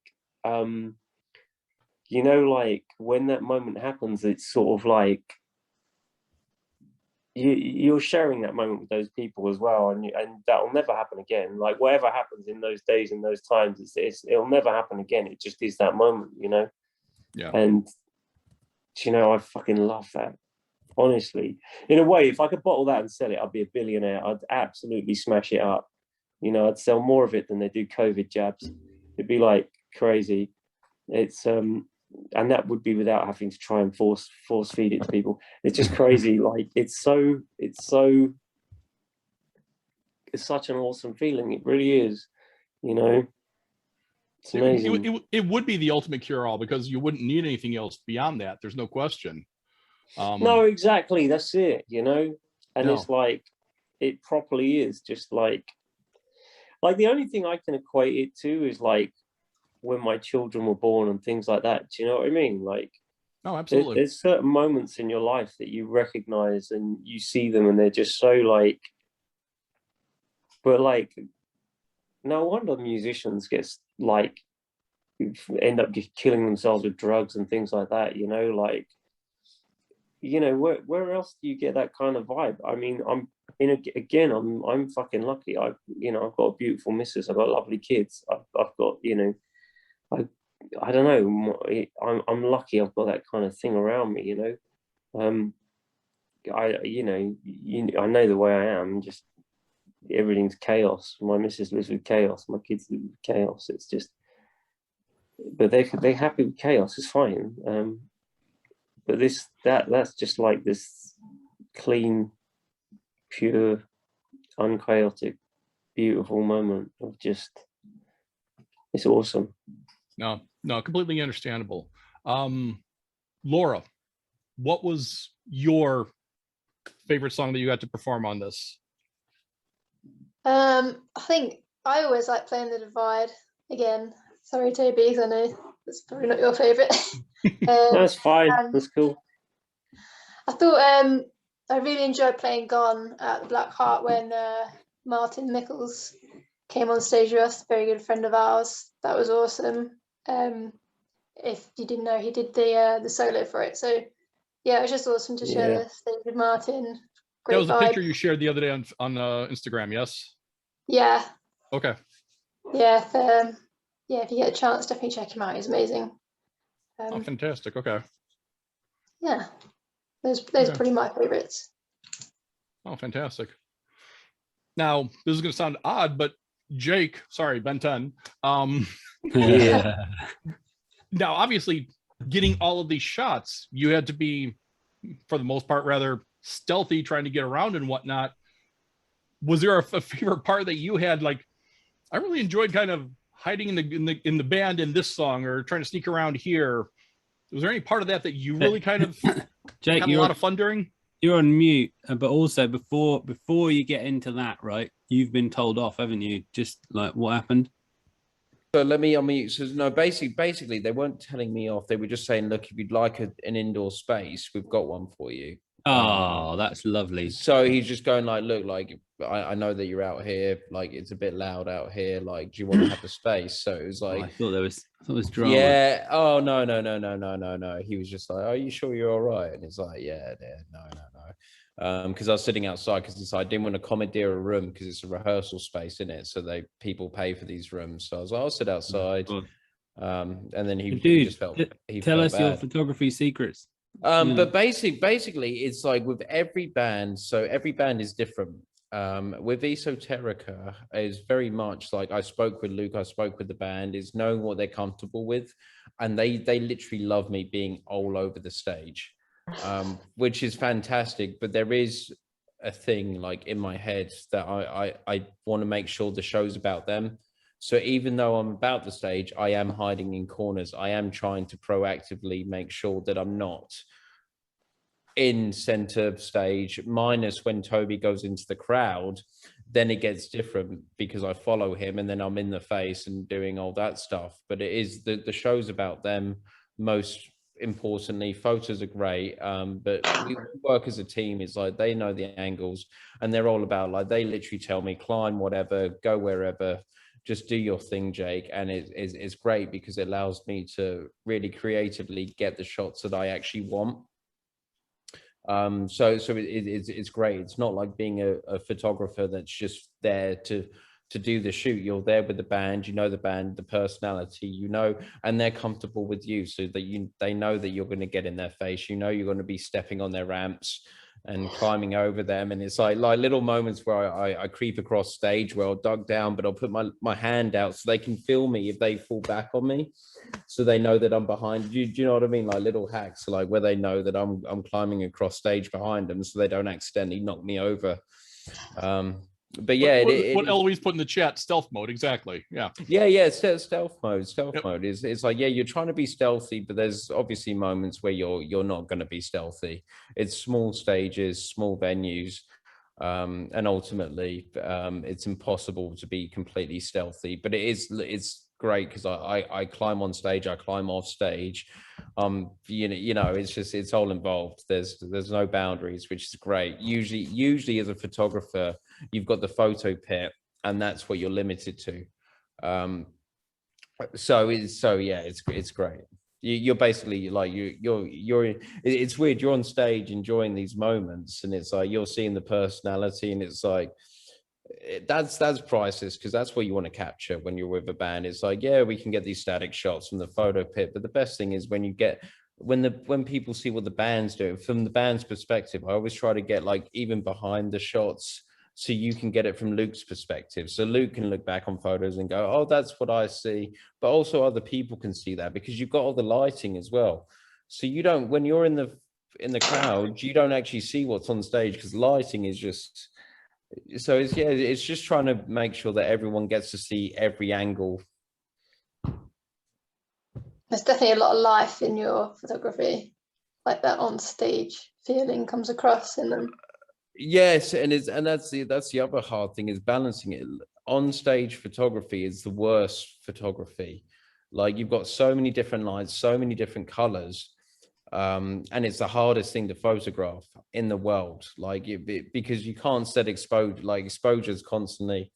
So you've just got to trust yourself, and you're moving as you go. So it's like my hands are literally doing this, like every half a second. Do you know what I mean? You have to try and anticipate the shot sometimes as well. Yeah. Well, absolutely. For the good shots where you see a light coming in on the face or something, and you're like, wait, hopefully that comes back in.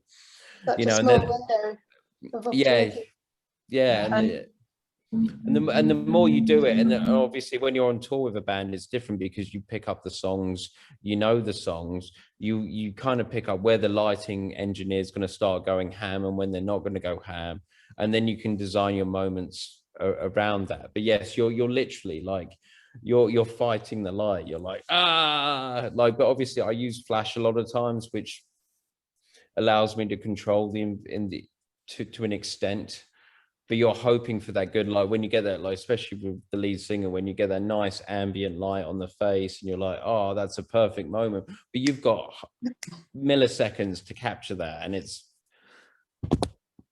But if I can say, like, I will never forget that first picture of the tour you took when we were listening by the bus. That's what I love with you, Jake, is you catch the moment outside of the moment.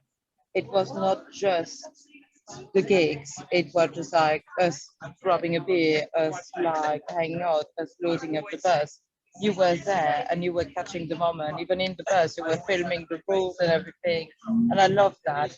You catch really the emotion on the journey, not just the stage. So thank you for that. Oh, so yeah, no. And that's a part of being like, it's documenting. Is that is the word? Yes, that is the word. Yeah, words. But yeah, that's the whole thing. Is like the stage is like, okay, cool. We know you play the stage, but that's the thing, is like, you want to capture the emotion, you want to capture the good times, and the hardest thing is capturing the bad times. When people don't like it. It necessarily might not been a bad gig, but there's times where you can tell that someone feels that they didn't perform, or maybe something didn't go right for them, or like there's something personal in their life. So let's just say when you're like on the road, there's the behind the scenes things, and you're like, wow, this is really dramatic. And it's like, do I take a picture of this? Do I not? And you've got to separate yourself and go take the pictures and then review them later. But that's the thing, is like, documenting the whole process, good or bad, is important, because you get to reflect. Even if you don't release those photos, we look through them, and it reminds us of those times. And I think that's so important. It's like, yes, it's good to get photos of the gig, absolutely, but there's so much more to being a band than just being on stage. And that's why it's cool that they invite me to the rehearsals. It's like I feel like I'm like almost just that second part, like almost a fly on the wall. It's like you're just there, they're comfortable with me, so no matter what environment they're in, I can be myself and take photos. And there's not that, oh, why are you taking a photo right now? Like, please don't take a photo. Like, so do you know what I mean? That really helps you. You've got to know the band. You've got to know and navigate that and know when not to take a photo, when to take a photo, and also the band allowing you to be comfortable to navigate those scenarios. Yeah, from our perspective, like we've been building a family in effect. We have our band, but we also have, like, you know, more people, and just like exactly like he's saying there, where he's you know, at liberty just to get on with it and do his job, but also just, you know, we'll go and sit down somewhere and have a beer and have lunch and stuff. Do you know, like, same with Marie. Marie's planning already, like, the next bits and pieces for what she's up to, and we're all doing stuff. You know, it's definitely smart. You know, it's a smart way of doing it. It's Oh, Luke, that's works. great. Location. Yeah. I was just going to start talking about those. Yeah, all those. I love those kinds of shots. Oh my God, yes. All just pissing around. Mm. Oh, wow. Oh, one of the best shots right there at group hug. That picture is the best one. The underworld, that hug picture. Wait, you catch a moment. That picture. There was a lot of pressure on that shot. I'm not gonna lie. we kind of spoke about it. It was like the first time, like, for London, they've done London loads of times, but the Underworld was a big thing. It's a 400 capacity venue. It's actually my favorite venue in London. Being American, having come over here, all my favorite bands I've seen at the Underworld. And so for me, that's a staple. For them, it's a massive move. And it was the first time that it was like, actually, wait, this makes sense. Let's do a team thing. Let's, you know, really get into the moment, really absorb this. And when you've got the responsibility of capturing that, it's a different thing. It's like, it's all well and good when you're on tour, you're having fun, you're doing these fun things, and then all of a sudden you're like, oh wait, this is a big moment. And saying that, I will say something which I shouldn't admit from a professional standpoint. Luckily, I've got a really great camera, but there was at the end of that gig, we did the group photo and my flash literally just died, but my camera was telling me that the flash was okay. So the exposure was showing that it was all right. When I got home to edit, it was completely black. Completely black. Right. Completely black. I was having a heart attack. And I was just like, do you know what? Like, you've just got to try to rectify it, see what you can get out. And I literally moved the exposure up 5 stops, which is unheard of. That goes into like digitalization, pixelization. And it just came out. This one right here. This is the picture right here. That was literally a black photo. Yeah, and that was like, I thought I literally had a heart attack and a panic.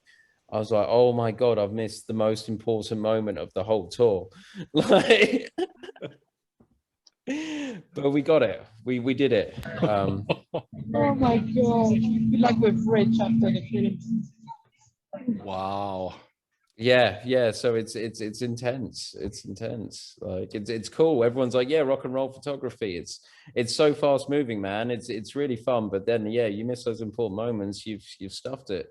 It really is though. Like, so, you know, I've seen photographers work, and half the time they're on stage, they'll statically stand there, take a photo, look, try again, strut over to the other side, do the same thing, and it's sort of, you're watching in the crowd like, what's this guy doing? Like, you know what he's doing, but it just doesn't work.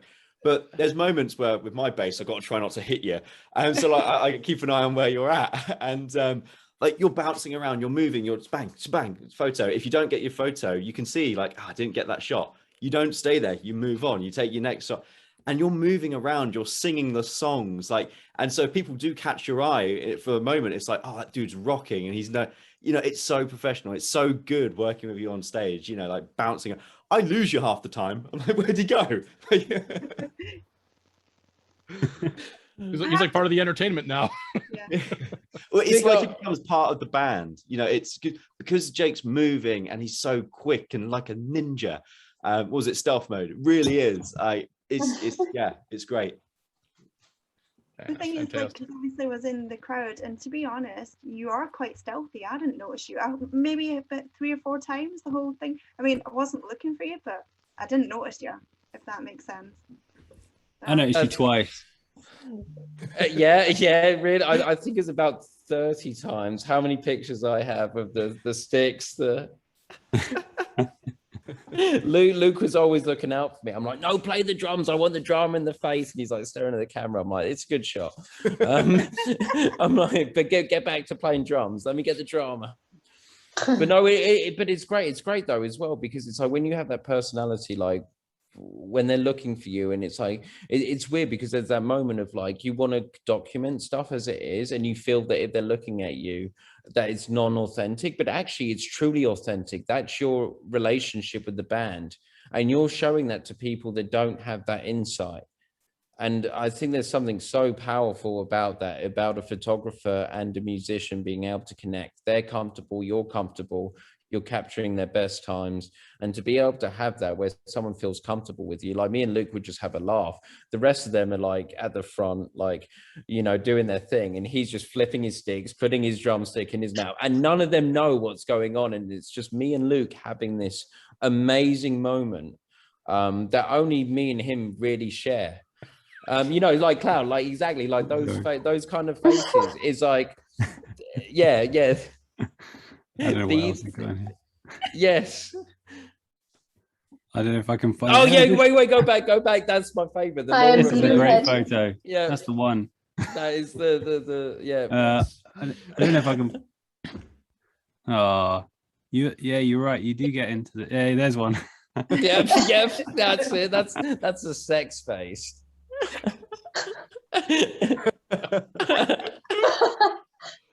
God. See, but that's really hilarious. But you know, that's like it's one thing knowing how to take a picture. It's how you interact with a band and with people, and that's what makes great photos. When they feel comfortable around you, that's when good pictures start happening. That's so true. I don't feel like we've ever worked with probably any other photographer where we felt so comfortable. I don't know about the other guys, but it's true. Like we just have that connection. Oh, I'm not crying. Oh, Jake. Hang on, Luke, is that where you dropped a beat to take a photo? He did not drop a beat. This is what's so incredible. And also, if you look from a photographer's point of view, somehow I got his finger in line with the drumstick, and that is just. Everyone's like, you have a really long little finger. But yeah, that was exactly the moment I was talking about there. He's just having the time of his life, not missing a beat, just doing his thing. You know, and me and him are just sharing that moment, and that's why I love doing this. Is that's got to be the best feeling, whereas you're just sharing that moment for a brief second, and it's there. You've got that. Yeah, I feel like we vibe with you like we do with each other when we're performing. For sure. Yeah, everyone definitely. like I feel welcomed on stage.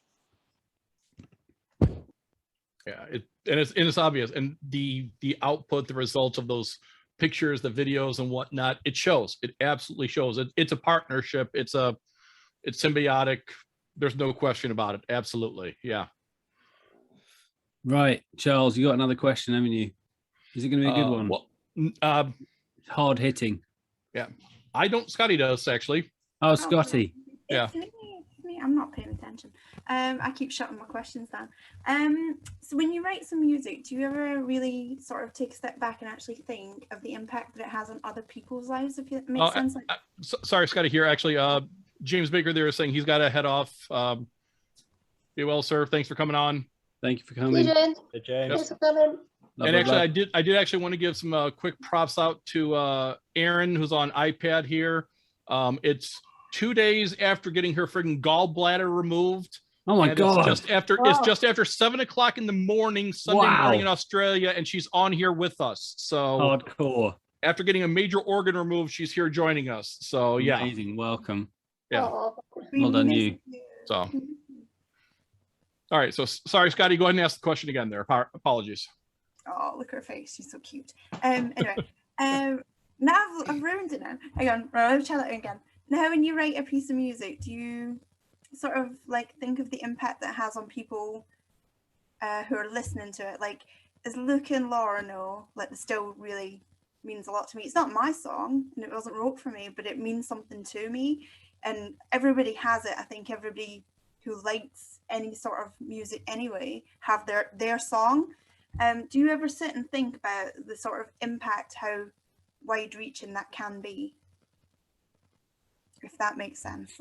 Yeah, definitely. I mean, like, the thing is with music, I think and I think Toby would probably feel the same as me. Like, I think, like, if it means something to you and you feel it, like, you know, and you like it, and it means something to you, and it creates some reaction or emotion in you, like, you know, whether it's cathartic because of a sad thing that's happened, or whether it's because it's just a mood and a vibe, or whether it's because, you know, you're excited about something, whatever it is, you know, like, I think, you know, people, if it means something to you, hopefully it means something to someone else, is what I'm trying to say, you know, and people relate to it. And like, I don't know, it has to be truthful, it has to be honest, it has to be real. Do you know what I mean? Like, whatever you do, it has to be, that's not to say it always has to be serious, but but it has to be, like, you know, it has to be honest. Do you know what I mean? It has to be something that's truthful and means something to you and makes you feel something. So I guess to that extent, we think about how it will affect other people, but beyond that, no, fuck them. No, I'm just kidding. I'm joking. Beyond that, I don't know. Like, you never know, because it's different things mean things to different people as well. Like, sometimes, like, I don't even know what some of the lyrics Toby's written mean, and I think I know what they mean, but then I realize I don't know what they mean. Do you know what I mean? Because he tells me, and I'm like, oh, that's not at all what I thought it was. You know what I mean? So it's kind of like, but I really think there's something to that about, you know, if it's coming from an honest place and it means something to you and it makes you feel something, then it's probably good. Do you know what I mean? So that's what I think. I don't know what Toby, you's probably best to answer this question.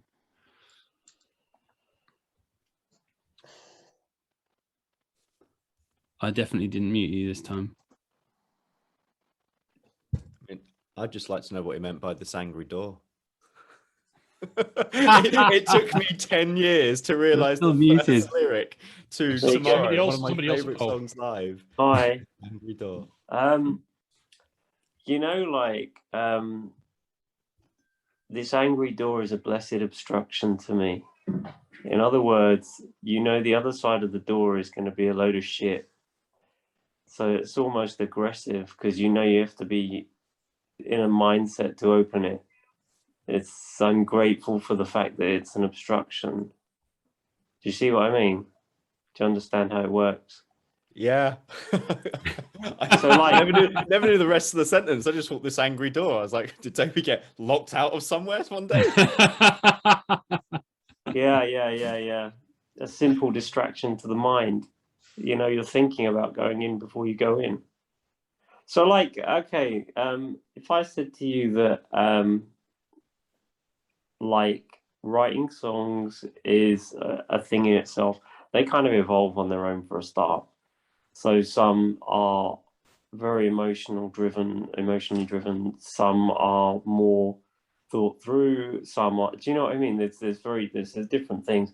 And, like, I've literally had everything from people saying, you know, the first time I had sex with my missus, I was listening to your music, which is funny. I've had, you know, our baby was born when your music was playing, like, you name it. So forget even the fact that you can link to a song because you understand the lyrics. Darling, in your life, there's nowhere I'd rather be, you know. It's forget the fact that you can say something. I mean, I write a lot of songs to my missus or my kids in some ways when I write, you know, a lot of stuff they say, it's things that I want to say to them, you know.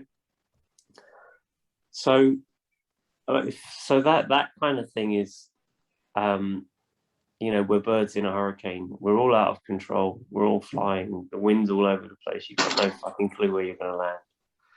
You know, like, I suppose some of them are observations of the world, but people have links to songs simply almost because of the time that they hear them or the place that they hear them.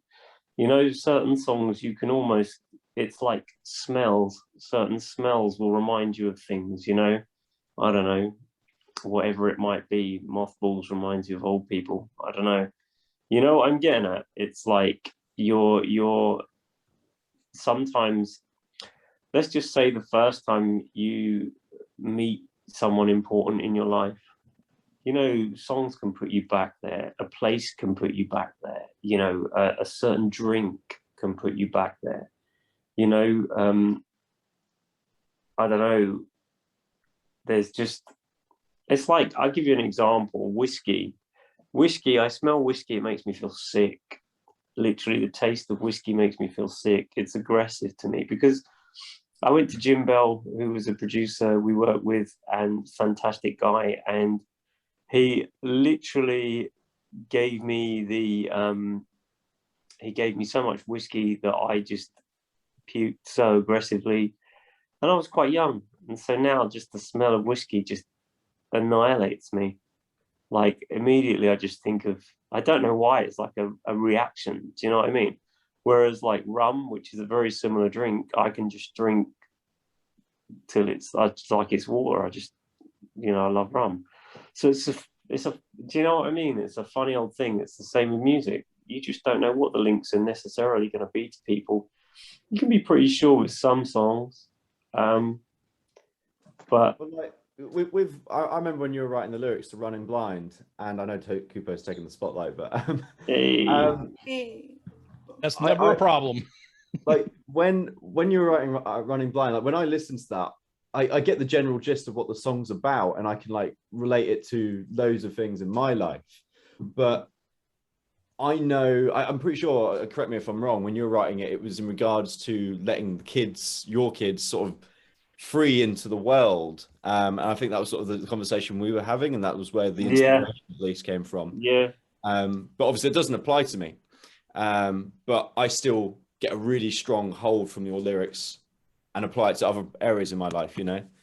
Yeah, of course. And that's how it kind of works, isn't it? You know, it's like, you know, I don't know, there are moments where you're saying to them, like, I don't know, in that song, I kind of say, oh, you know, I'll dive. And by dive, I mean, I'll fall over if it makes you laugh. I'll you know, I'm happy to sort of, it's almost like happy to, you know, A, take the hit, or B, do something stupid or whatever. But in the same breath, you're saying there's no logic to the world. It's just a big, you know, so, because in a way, there's too much, like they teach you when you're in school, go get a job. The job will get you a good salary, blah, blah, blah, whatever. And it's complete horseshit. I've made more money pissing around with money than I have doing a job. A job's a complete fucking farce. But that's what you're trained to do. And the sad side to that, and the thing I'm always trying to tell my kids is like, you know, you never know really, like there'll be something that you love, something that you do, and that's the bit that's important. All the other crap is just like, you can go and flip burgers, by all means. You can employ someone to flip burgers for you. You can employ people to do many, many different things. I mean, we're just into sort of silly here, but you know, fucking Jeff Bezos does not earn billions every year. You know, he just doesn't, because you physically, I mean, tell him to go and pick up 1 billion grains of sand. I'll see you when you're dead, mate. You know, he just doesn't have the time to do it. There's simply not the time to do it. And that's the reality of it. Like, that's what money is. We're all running around desperately trying to pick up all these fucking grains of sand. I've got to get 1 million. That's a nice number. You know, go and count out 1 million anything. Just fucking count to 1 million. What's the point? So what's the point? I'm telling you, it's all about flow. Get into flow. Get into something amazing. Get into something you love and forget everything else. Sometimes you get lucky and you're one of the few like me that actually gets a job that you love, and sometimes you just gotta absolutely. Sometimes you actually, if you're happy flipping burgers, be happy flipping burgers, to use your earlier analogy. Absolutely. Kirsten just said she has to get going soon. Kirsten, thanks for coming on, dear. Be well. But yeah, no, Toby, you raised a perfectly good point. You got to do what makes you happy in the end. That's really the most important thing. If you ain't happy, it ain't worth doing a damn thing, really. So yeah, spot on. Absolutely spot on. Yeah. And it's just a balance as well. It's like this balance in life. One of the daft things that's happening at the moment, this hyperinflation business, and we can't get things from A to B. Like, I've got to say, my ass, we could get them from A to B, a year and a half ago. We haven't lost the technology, blah, blah, blah. We've just got a bunch of gatekeepers saying, oh, we can't do this, and pushing prices up. And it's sad. It's sad because there's going to be a whole load of people at the bottom end of the pile who get fucked by this. And that's exactly how they want it. It's exactly how they want it. Money's cheap at the moment. You can borrow it for whatever it is, like 0.5% or whatever it is, bonkers money. And it's just ugly because people aren't trained to understand that. And so the banks do know that, and then they can make even more money on it. And it's just a hideous setup. And it stops people concentrating on what's important in life and what matters in life, and all the bits that are cool, It's like, when you, I don't know. Do you know what? I'll tell you something funny. When I was, I had a very long time of period of my life where I thought about death a lot, and it's all very scary. Like, what happens if, because my kids will be on their own, and what will my missus do, and blah blah blah, and things like that, And then you have this moment where you kind of realize that actually death's awesome, because without a stop or a finality, nothing's beautiful, everything's shit. And then suddenly it's like, I'm only going to be here for so long, and so I'm going to take my kid up in a plane, and I'm going to sit in the back of that plane, and holy shit, that's quite frightening, but awesome. I'm only going to be here so long, and I'm going to go and, I don't know, spend the afternoon with my old man going out on a boat, or I'm going to go with these guys and make music, or we're going to make another album which we're miles into writing loads of bits and pieces for, and we're going to go and sit down and work on it together and make more gigs and do more amazing, just things that are just the right thing. It's so important not to get distracted by the bullshit. The media is desperate for you to be distracted by bullshit. They want you to be afraid. I'm absolutely unconvinced by any of their fear mongering. I wish in a way that I had like a big media thing where I could just turn around and go, bullshit. It's called bullshit. Because nothing stopped. Nothing went away. We didn't suddenly burn 50 million trucks. We didn't suddenly stop any of this other stuff. It didn't just all disappear. It's all there. It's just like someone with a bit of red tape saying you can't travel from A to B. Let's put the price of eggs up. Like there's all this, it's not like mad cow disease when they started killing all the cows. I can understand that. They're like, or whatever, there's certain things in life that I can get, I'm sorry you won't have beef for a bit while we replenish the amount of cows available to people. I mean, I don't eat meat anyway, so that would make little to no difference to me. But you know what I mean? I know this seems really unrelated to the question that you asked originally, right? But this is how most of our songs start, with a long ass conversation where Toby's talking about stuff, and then eventually we land on something cool, and it happens. No, you're kidding. I'm telling you, he's actually spot on. Luke writes it all down as well. He sticks notes on like a little whiteboard or stuff. And like, if he wasn't there to order things at the start, we'd never get anything done. I mean, our gigs would just be probably a 3-hour monologue, wouldn't it, of about politics Chaos. and like cryptocurrencies and governments and that, and then the people who are still alive at the end of that, they'd be maybe they'd the ones who haven't had their brains fried by it, like, what the fuck? It's just jumped to what? Yeah. This is the trouble. This is like, the danger of asking a question. Speaking of which, have we had 5 questions? It feels like we must be somewhere close to it. Nearly. 3? Bit 3. Yay! That's good. That's still good. I'll take that. That's all right. Yeah, I was going to say it's pretty epic. Come on, what's question 4? Let's go. Wow, I'm going to bypass one just to do this one because it's kind of been mentioned. So what are you up to in November? Oh, I was hoping for some juicy questions because there's been quite a few people on this call. Thank you, welcome, and all that. But some people don't make it to the end because they're lightweight, and other people are hardcore. And here we are. This is the hardcore, right? And so you get, in my view, you get the juicy stuff, right? So what's happening in November? This isn't that exciting, but we're gonna go away and do some writing and that, and we're gonna obviously making a new album. We've already touched on that, and we've already got a bunch of songs. In fact, we've already got a name for the album. Oh yeah. Oh. We shouldn't say that. Come on. I mean, no, we're not going to say that. We're not going to say that. Did you say that? No, I don't know. No. Don't say that. I'd rather be surprised. I know. I don't yeah. But actually, the good thing about it is if like to touch on a slightly different thing with the you last might change your album, mind 12 times too. So yeah. Yeah, with the last. I probably album, shouldn't share this stuff, but there's like lots of ideas. Anyway, that's enough of that. With the last album, we really kind of had this like good moment where we really knew what we were going to do.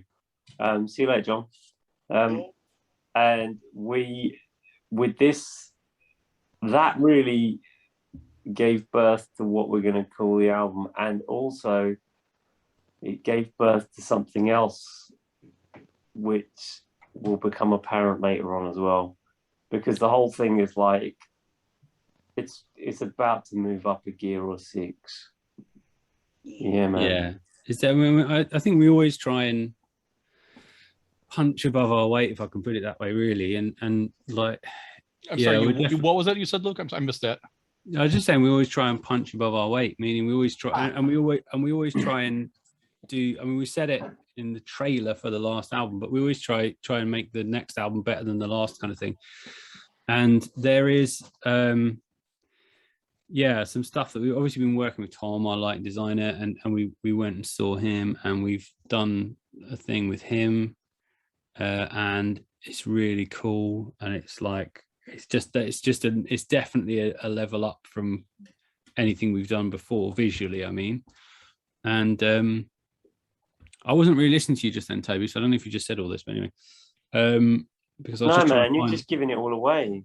Oh, cool. Good.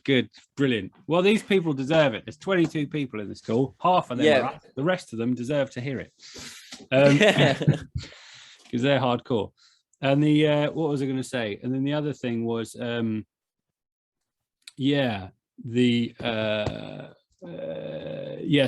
and that, isn't it, really? And I think we're going to just try and throw everything at that, really. And, we've got a thing happening between now and then we've got that, and that's going to be. We might have more than one thing. We might have a few things happening between now and then.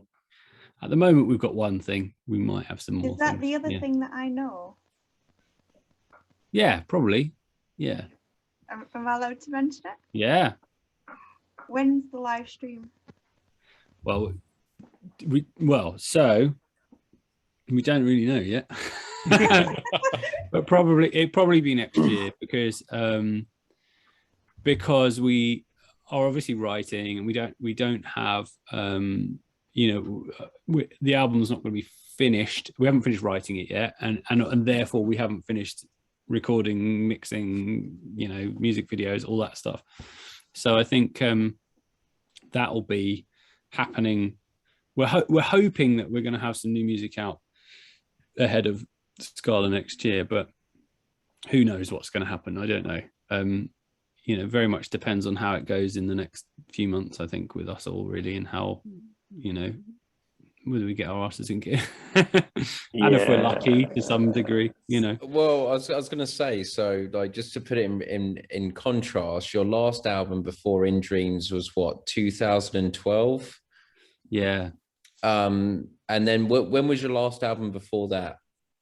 2009. So just to anyone that's not in a band, that isn't, you know, in the music, it's a lot of stress, it's a lot of money, it's a lot of, like, because not only is it writing the songs, you've got the recording, then you've got to get the visuals, you've got to get the music videos, you've got to make sure everything kind of times out, then you've got to think about festival schedules, you've got to think about gig schedules.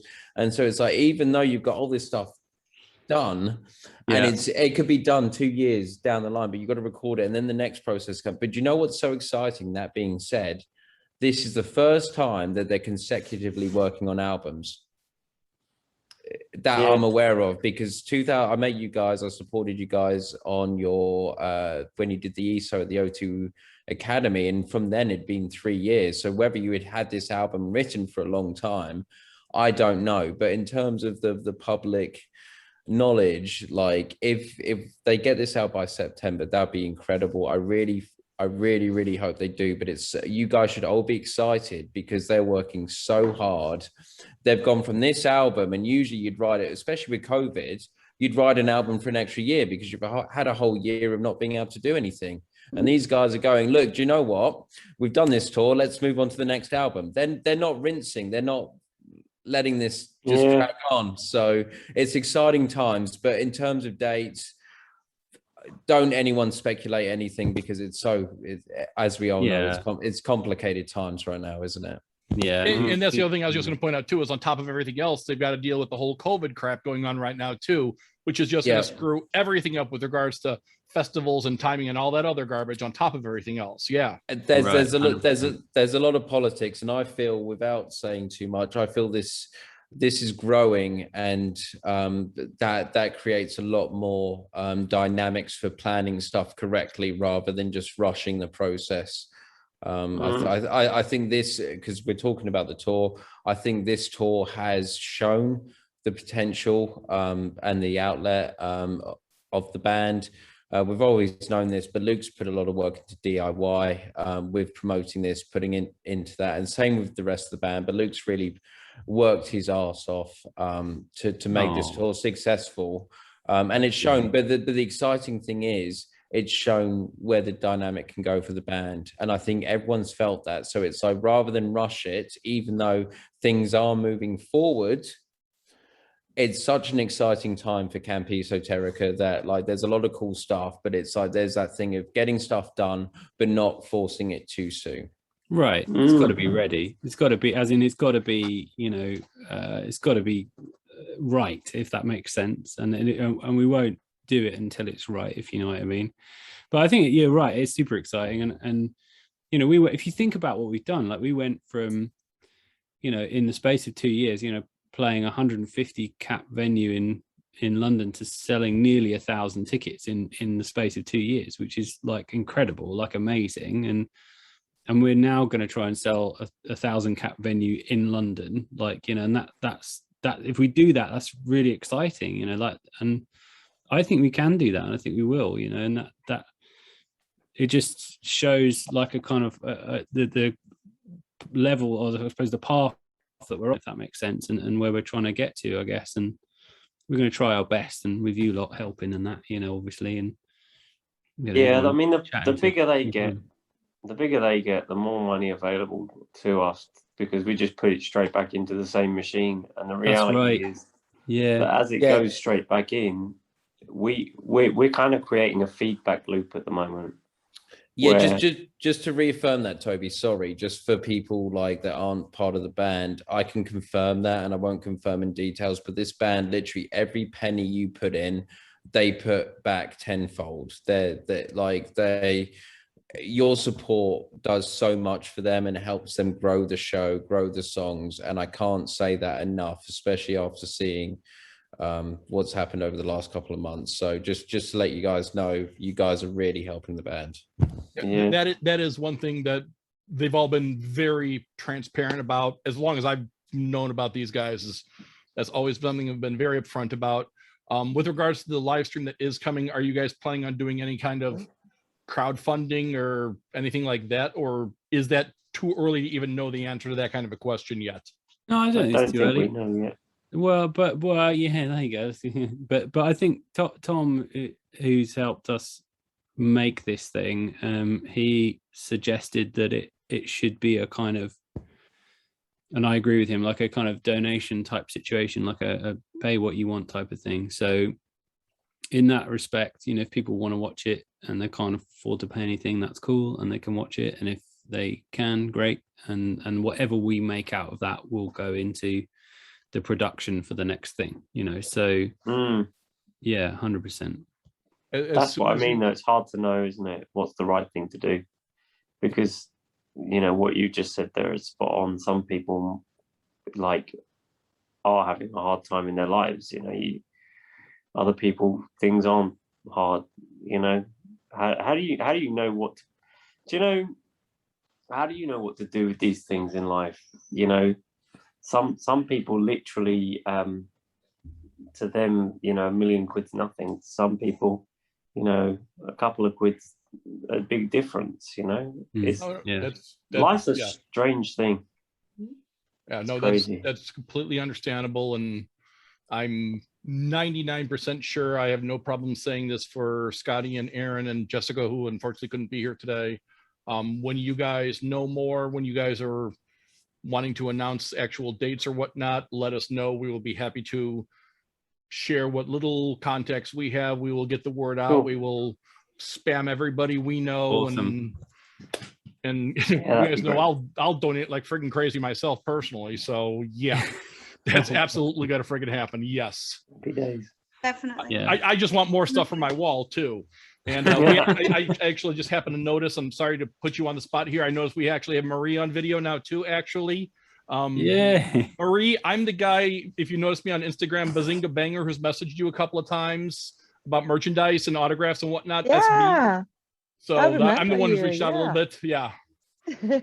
So yeah, I want more stuff to, I want my wall to be bigger, just so yeah. Yeah. We'll try to get more drum skins and everything, drumsticks.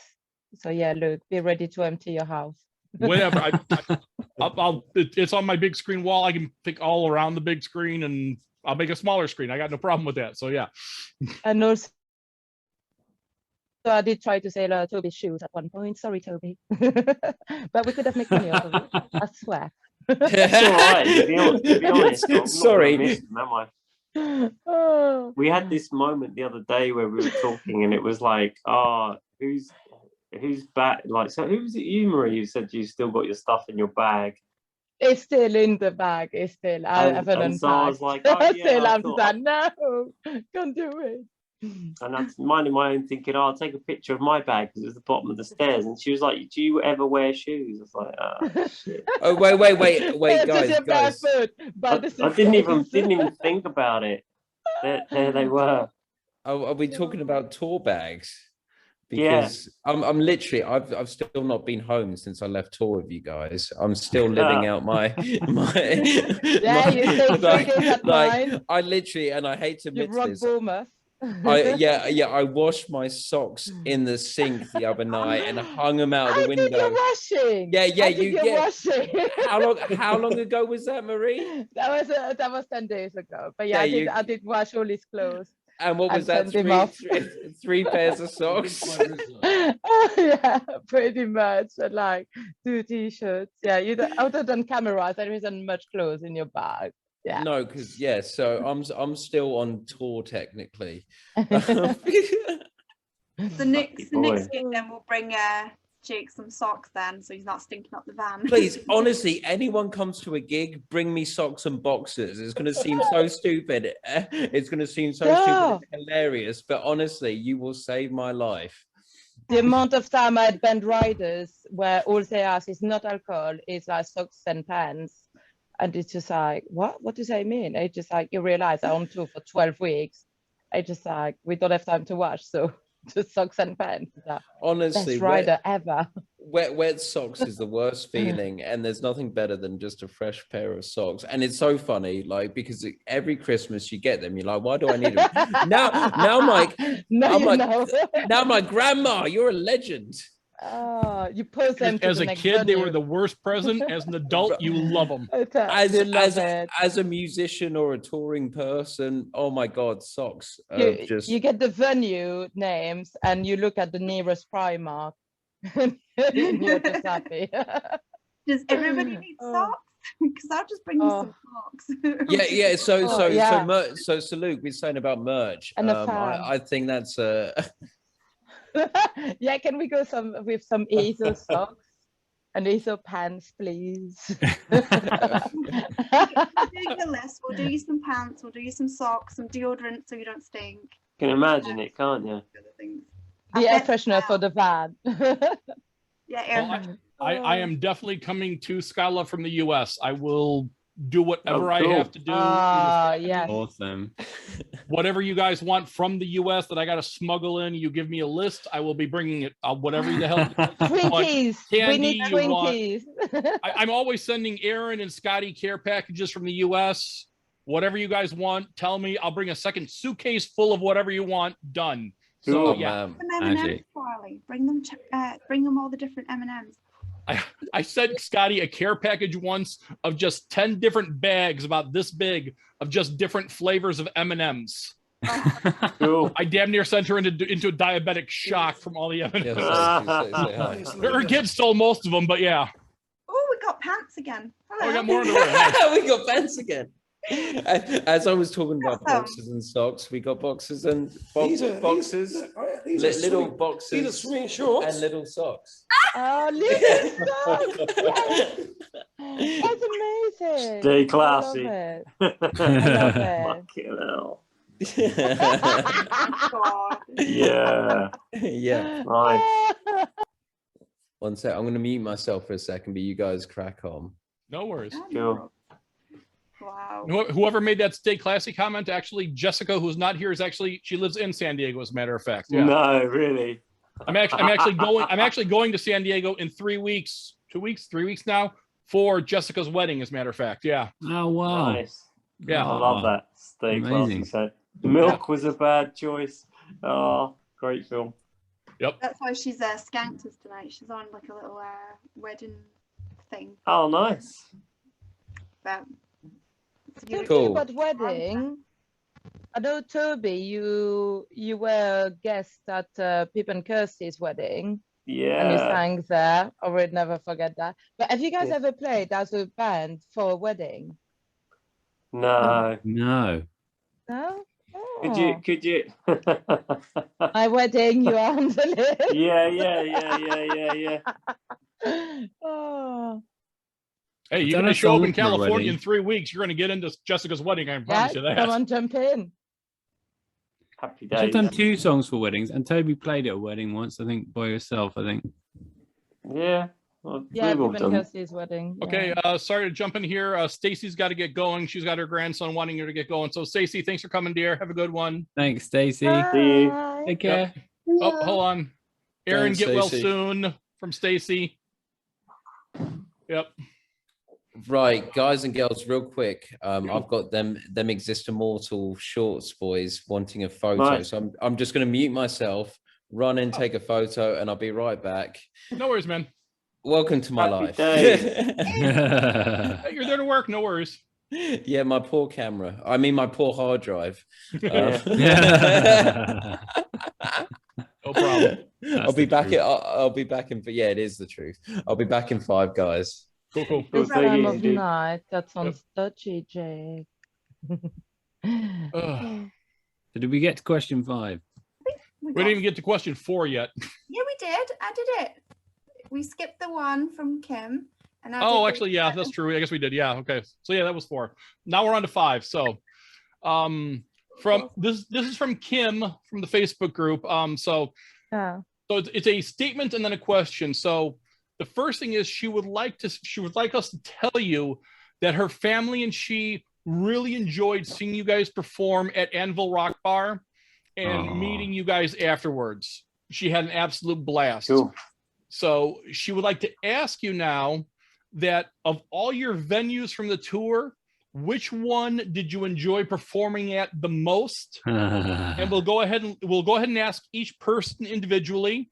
And again, I'll go person by person here.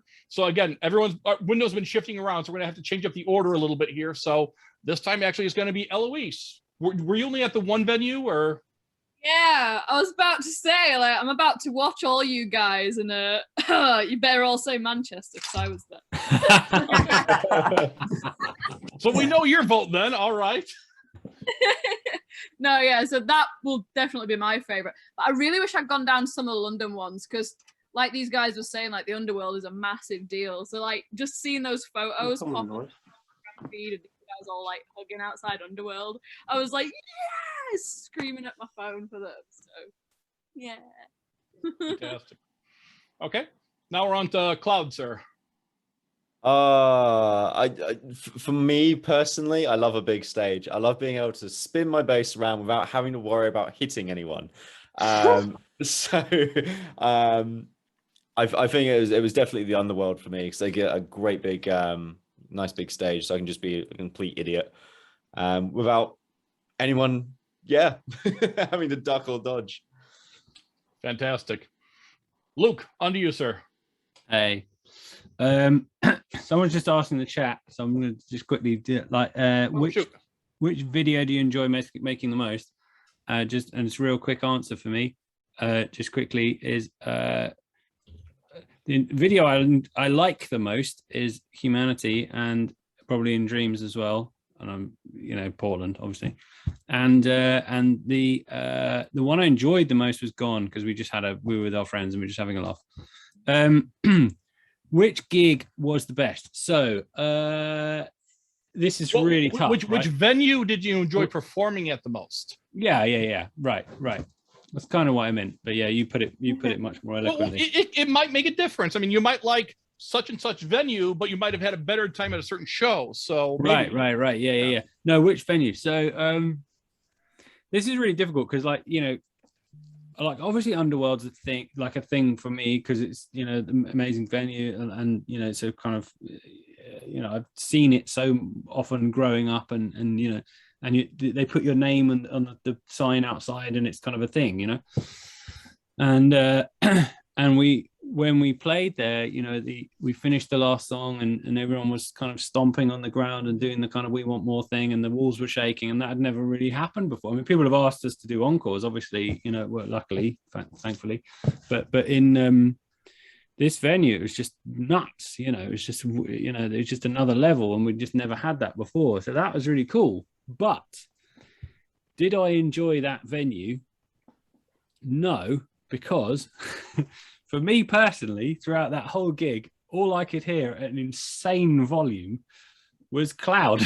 And as wonderful as Cloud is, where is he? He's not even here. He's gone. He walked out right now, of course. Yeah. Perfect timing. Perfect. Brilliant. You'll watch this back later. That'll be hilarious. And so I couldn't hear a fucking thing. So it was great fun because everyone was there and all that. But my favorite, because I love, hearing the people in the room and everything, was probably, it's so tough. It's so obviously Manchester, Louise, yeah, brilliant. But I was gonna say, sorry, probably Bournemouth, actually, at the Anvil, and it was, it's tiny, probably the smallest venue of the tour, actually. But Bournemouth. Just because it was just slightly chaotic. We had people on the stage. We ended up in the crowd, blah. I blame Jake for that. But there was just a lot of love and vibe and everything. It was just vibey, you know. And that, to me, that's always the most important thing. Is just like, but they were all like that. So it's it's such a difficult question. Do you know what I mean? It's like saying, which is your favorite child? Do you know what I mean? I mean, obviously that one, but you know, like Cloud's back. Hold on. Go ahead. Who's next? What did I miss? Not much. No, you're good. Nothing, You're good. nothing, mate. Okay, Nothing about you. Moving on to Laura, your favorite venue, dear. Yeah, it's a tie between Manchester and the Underworld. I just think, I don't know what it was about those two gigs, but it just felt like we really kind of vibed off the crowd in both of them. For me personally, it sounds quite different to Luke. Like for him, it sounds like Bournemouth was more that gig for him, but yeah, it was just insane. Like Luke said, like having that kind of chanting at the end, that's never really happened to us before. So yeah, it was a real milestone, I think, the Underworld, but also Manchester was just a great crowd as well. So I'd say it's a tie between those two, I think. Sorry, Scott. This is None so of us cool has hearing said Birmingham yet. Birmingham was amazing. That was the best. It was a bit hot. It was hot. Oh, it was. Yeah, it was Birmingham. Birmingham was the hottest. There was Yeah. 2 or 3. Manchester fans was on the really stage. hot as well, though. None of them were on. I thought Manchester was really hot. No, Manchester, the air conditioning. Manchester was quite nice. Birmingham was boiling. I was Yeah, melting. Luke had Oh luxury. yeah, the merch stand. I went to stand near Luke halfway through the set, and like the lights at the back had these like little oscillating fans on them. I was like, oh, Luke, that's why you're not sweating. It was like just above my head. So that's why every now and then you just see me standing up like this. Because There was fans on stage for Bournemouth, and we realised at the end of the gig we could have turned them on. They did turn them on. Yeah, I know. Bear came up to the That was merch like an hour after we finished. And he was like, oh yeah, I can set up a fan behind the merch. And I'm like, I'm all packed up. But thanks. Thanks, melting. Thanks. So who's next? Matt, you're next. Kim, you're going to absolutely love these answers when you get to this video. You're going to love this, Kim. Okay, go ahead, Matt, sir. Let's say it's a tie between Manchester and Bournemouth, pretty much for the same reason. It's just really great crowds, that are kind of real sort of like friendly, lovely vibe. Those two out sort of just getting started at Manchester and then finishing off in Bournemouth. So they're the ones that mind. I don't know if Will's still on. Will, are you there? Willie. Busted. Absolutely busted. You're on mute. Muted if with you're no there. video. I was going to ask. Will? Oh, we muted him with. Come in, Will. Earth to Will. I'm gonna FaceTime him and see what happens. I'm making a really bad joke here. Danger Will Robinson. Danger Will Robinson. Yeah. Oh. Okay, probably too American of a joke there. Yeah. Danger Will Robinson. No, I got it. I'm with Hello. you. Thank you. Oh, there's Will. Is that- Yes. There's Will. Sorry, I was sorting out the dog. My bad. No, no problem. I'm Oh, still here. can we see the dog? I haven't seen Yeah, the you dog see the yet. dog. Not Hang live. on. Oh. I was gonna say, don't talk about your girlfriend like that. Oh, she's Jake away. is in a new room going out. He's just been outside for his last one before bed. Jake, you're in another room. He's destroyed his Yeah, rabbit. Jake, you have. Will, I know you were That's your baby. listening. Like, I know you heard and that you were listening intently, but just to remind you, I know you already know, but to remind you, the question is, which venue was your favourite to play of the tour? Yes. I thought Manchester was great just because of the venue itself. Eloise. That was all we got that picture, wasn't it? It was just an awesome venue. But then Bournemouth as well, because the vibe was just awesome. And Bournemouth. And the other really personal question, Will, what was the answer to that? What was that? Who's your favourite merch girl? Oh, I didn't hear that one. I couldn't possibly say. Yeah, that would be me though, Marie, right? You don't want to embarrass anybody too greatly, yeah. Yeah, exactly. Oh, And last but most definitely not least, Toby, your favorite venue, sir? I don't know. I like them all, man. It's a difficult one. That I mean, you know, like the thing is, like, you get to know people everywhere, don't you? So everywhere you go, you just meeting people who are your mates. But I guess like I know I've known the guys in Bournemouth like a long time, and to be fair, they're dangerous. Like, excuse me, what?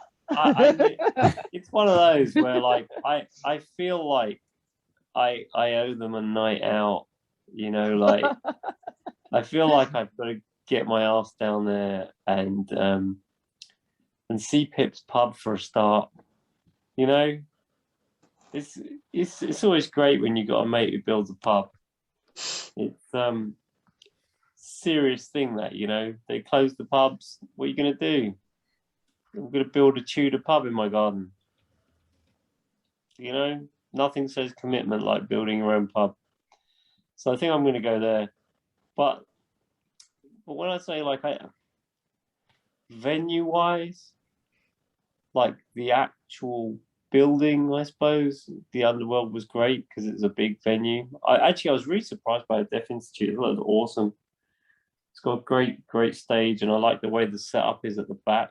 Sitting at the back watching the band was really cool. It was kind of a nice place to sit, you know, my own, just watching a gig. It looks pretty cool on stage from there.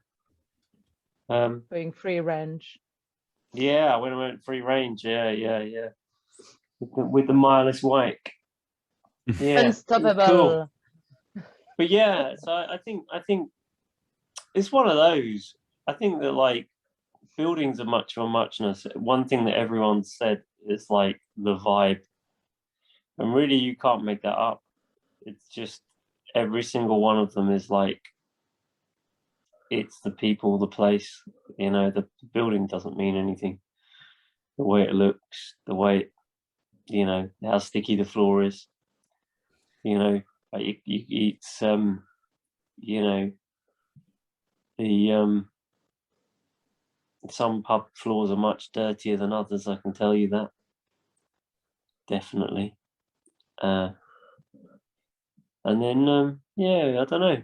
It's the people, man. It's the people. Makes perfect What sense. we really need to do is get them all into one place. That'd be awesome. You're doing arenas, mate. Yeah, exactly. That would be, yeah, if you get everyone into somewhere, you know. The thing is, do you know what? One of the things that I kind of I see coming from the future almost that I kind of despise, but I understand it. I love the fact that like when we finish, I'll just wander off and go and say hi to everyone. And I really dig that kind of like meeting people. Do you know, I must have had fucking 400 people during the tour. And we're talking, everyone is like, oh my God, I'm so glad to be out. I cannot tell you how great it is just to be around people and things like that. And it's so like, that was awesome. That was like an amazing thing. And like, there were people who went out like, who are way braver than me, you know, who have genuinely really good reasons to be worried who went out. Do you know what I mean? And sorry to interrupt, Toby. Sorry to interrupt. Here we are, Kim, talking about your question. Favorite venues right now as you come on the call. Good timing. So hey, Kim. Yes, hi Kim. Big up. Thanks for joining us. So sorry, Toby. Go ahead there, sir. No. I'm just saying, like, it's just the way it goes. It's just, you know, I wonder when you get to a certain size, because what happens, like when we were at the Underworld, we like there came a moment where like the security were like saying, people need to go now. You need to pack in, mate. Whatever. And I'm thinking, you know, it's pretty chaotic. yeah, people paid to come and see you, and they want to see you, and they want to talk to you, and you know, and like, imagine you get to that point where you're like, you know, you just can't physically do it, and then, you know, so then the next obvious thing is to say, oh yeah, you know, we'll let, like, I mean, bands now make, like, people pay to go and see them and stuff, and like, again, that kind of is, I understand it, I get it, but it's kind of against my sensibilities as well, because people, like, some people may listen to your music all the time and can't afford it, you know, and like the guy with the Rolex gets to do it, and that fucking knocks me a bit, you know. I kind of feel like I would rather, like, half of it say, yeah, half of it like that, and then the other half of it's just at random or something. Do you know what I mean? And I'm not even saying that, like, because I feel like it's so important. Do you know what I mean? Like people, it's almost like you want the ones with the Rolex to be able to fund it so that the ones without the Rolexes can come and enjoy it in a way. Exactly. Yeah. And also so that you get that moment where you still can meet people and you know, almost say thank you for coming and being there, but also because, like, you know, there's almost like a bit where people forget, like, if these people weren't coming, you wouldn't be doing it. If these people weren't listening, you wouldn't be doing it. And that's why I'm a shit businessman. I'm probably, you know, I'm always going to be shit at that. But in a way, it doesn't mean anything to me. It's not the same, you know. It doesn't mean anything to me, like the business side of life. But then, you know, that's, you know, can't buy good memories though. Yeah, and you can't, and those moments of magic, you know, like where you speak to people and you never know when that's gonna finish. Do you know what I mean? Like, oh yeah, you know, we've had people who we've met who are, you know, when I say full on, like really full on. And then you meet other people who are very, like, laid back and almost don't want to say too much, you know, but they just as much want to talk to you, you know. And like you talked before, we were talking before about how, like, you impact people's lives with music and stuff. And like, you can't quantify or measure the amount of an effect that you have on one person versus another. You can't quantify the meaning of time given to someone, to one person or another. You can't, like, you just can't. It's almost impossible to do. Do you know what I mean? Like, some people need it, some people don't. Some people, that, you know, it matters for them to tell you how something has affected them or whatever, and for other people it's good enough for them that it did, you know. It's like if you try to quantify the love you have for your children, it's a bit the same. Yeah, exactly. Your kid is different, each person is different, so one person just a smile is like made their day, one person a handshake is just like, oh my god, Toby shake my hand.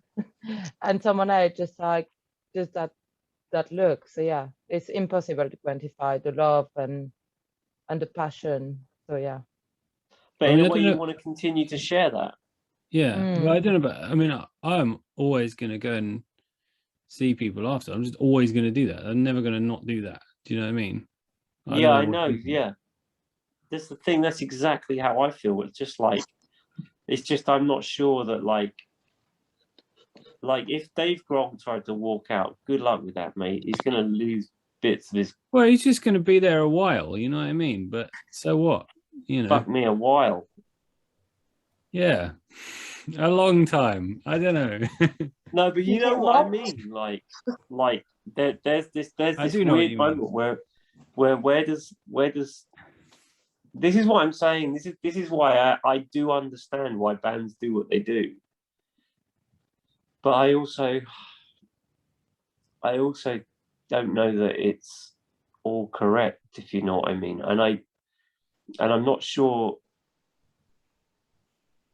like obviously people cleverer than me have worked out it's the right way, but it's do you know what I mean? It's like life's a funny old thing, you know.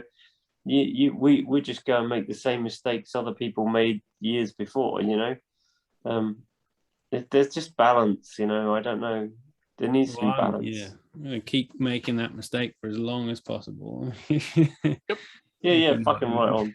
We've had this conversation with another musician, and they've said, you know, as much as they would love to give a little bit to everybody, because their fan base is massive, that they physically cannot do it. Like impossible. Yeah, like their manager was saying that it take 4 people 4 full days just to go through all the messages that are in their inbox just on Instagram. And I'm like, so you know. Yeah, you see, I had a bit of that going on. I had a lot of messages, and that's why I thought, oh fuck this, I just can't do it anymore. Yeah. And it wasn't being rude to people. It just reaches a point of bonkers, you know. You know, I've got 3 kids to play with, 2 dogs. You know, there's, you know, you've got to prioritize. Yeah, you just have to balance it, you know. And this is what I mean. Like, I can just see this already coming. I can just see it. Like, as I say, you got round to that moment in the evening where, and like, you know, my missus was sort of standing there, kind of watching me, just laughing at me, like, good luck with this. And the security was sort of saying, like, you got to pack it in. And, you know, it's just, you know, when you've got 1,000 people in a room, I think it's going to get, I think that's where that point is going to happen. Do you know what I mean? And like, when you go up the next gear after that, you're talking like, you know, okay, 6,000 people. You ain't meeting 6,000 people in a night. It's just not happening. And it's not, it's just because of the sheer volume. And I think that's, you know, it's just where it goes. It's just the way it is. But I think as well, as I say, I think it does make sense to let people have that opportunity and to offer like the sort of, you know, the random chance as well. I think we'll work something out. Maybe we'll have like after show parties at Pip's house. Yeah, and I think that's where like this Q&A are amazing, because that gives you opportunity for fans. Because yeah, just the group chat just for the band, we're the group chat for the tour. And sometimes I have to mute that group chat because it's like 1 o'clock in the morning. I'm like, yeah. And we were just talking about like last night got really out of hand, I have to say. Yeah, but we got some guys. we got just great... like, and that was just us. That was just us on the tour. Just us and the crew. And it just like that wasn't even the plan. Yeah. So yeah, Jake. Yes. Sorry. Who sent that review? Who sent that? So they're actually live with us. But that's all. Like, I don't give public confidentiality. People send me reviews. People send me information. That's it. That's personal. Is great. Real quick though, I just want to point out Natalie's made a really great comment. Jake, I was just going to actually read that as a matter of fact. Yeah. I think Charles, I'm going to let you take over. I just wanted to make sure that they. Thank you. Yeah, no, I was just going to do the same. Yeah, because the chats don't always get in. They're not in the video. Natalie, I'm just going to go ahead and read your comment here. So. Natalie shared, 10 years ago, you became one of the bands that were with me, in the sense of my headphones, when I started my journey. And it is especially joyful today to understand what I came to and remember how it was. As nothing happened at the beginning, but people like you inspired to move forward. By default, you associate in my head with the fact that I have fulfilled my biggest dream, achieved my goal. Therefore, my joy knows no bounds when I found out last year that you did not leave the world of music at all. Cool. Damn, Natalie. That is some absolutely beautiful words. Thank you for sharing that memory. Really appreciate that. So, yeah. Yeah, it's epic. I feel that. Like, I went to... Did anyone else in here go to any of the last ESO shows, like back in the day. I think it was like, was it 2012, 2013? Yeah, yeah, I did a few of them. Yeah. Man, y'all made me cry. I supported them ironically in the London show. No, I was. Oh God. Yeah, I'm not sure even they. I know Luke remembers because he's the one that obviously booked. I'm assuming that's how that happened. But that's also a weird thing. That here we are now. It's fucking crazy. Like. And can I say on tour, I found out about Laura's first experience of ESO, and I thought that was the best story ever. Yeah. I was like, wait. If I can just say, Laura, can you tell us your first time seeing ESO? Because that was mind blowing. I loved it. Oh yeah, so Esoterica supported him back in 2005, and I was at that gig. I like watching it as a crowd member. So it's pretty weird that like however many years later met Barry when Barry was in the band. So that's how that came about. Pretty weird. Were you at that gig, Marie? No, I wasn't, but I remember you in the bus telling me about it, and you were like, "Yeah, you were much better than him." And yeah, they were. What? Yeah. And I was just like, "Oh my God, that's insane!" I didn't realize. Like, it just, I love that story that you were in the audience, and then look at you today, playing the Underworld with those. And you know guys what's so live. weird about that? It's crazy. What's so weird about that is What? like, well, because Laura's been in the band for so long, I just imagine her there. Does that make sense? Yeah. It's really bizarre, isn't it? You can figure her in the audience. You can kind of see No, I her. can't figure her in the audience. I can figure weird. her playing. I think was it Laura who was playing when you played that show? I don't know, but do you know what I mean? Like, it sounds weird, but like when you've been doing something like, I mean, Jesus, how long have you been playing? Kind of blurs. Forever. How long? Yeah. Feels like It's a been long like- time. I think I joined in 2008. So how long? So it's what, 2010 Yeah. I now? want to say at least 15, 17 years we've been playing. It's a long time anyway, isn't it? Do you know what I mean? Yeah, it's a long old time. When I was young. I know, yeah. Oh. Nothing changes, I'm telling you. If you're doing the right thing, you're doing the right thing. That's just the way it is. Yeah. Do you know, I never wanted to stop playing music or making music ever. Like, it's just one of those things. You just, I think you sometimes know, you just have like a break from things, don't you? And then you kind of like reassess like where you're at. And I think there was a lot of stress around it as well at the time. I think Yeah, everyone there had like a lot of things they like there was loads of other people around with expectations of what we should have been doing or shouldn't be doing and all that kind of shit. So, you know, that's a big deal. And there's a lot of noise. Yeah. You know, like, oh, this is how it's done. That's how you should do it. But then the music industry had changed so drastically. Yeah, and you're not like, everyone.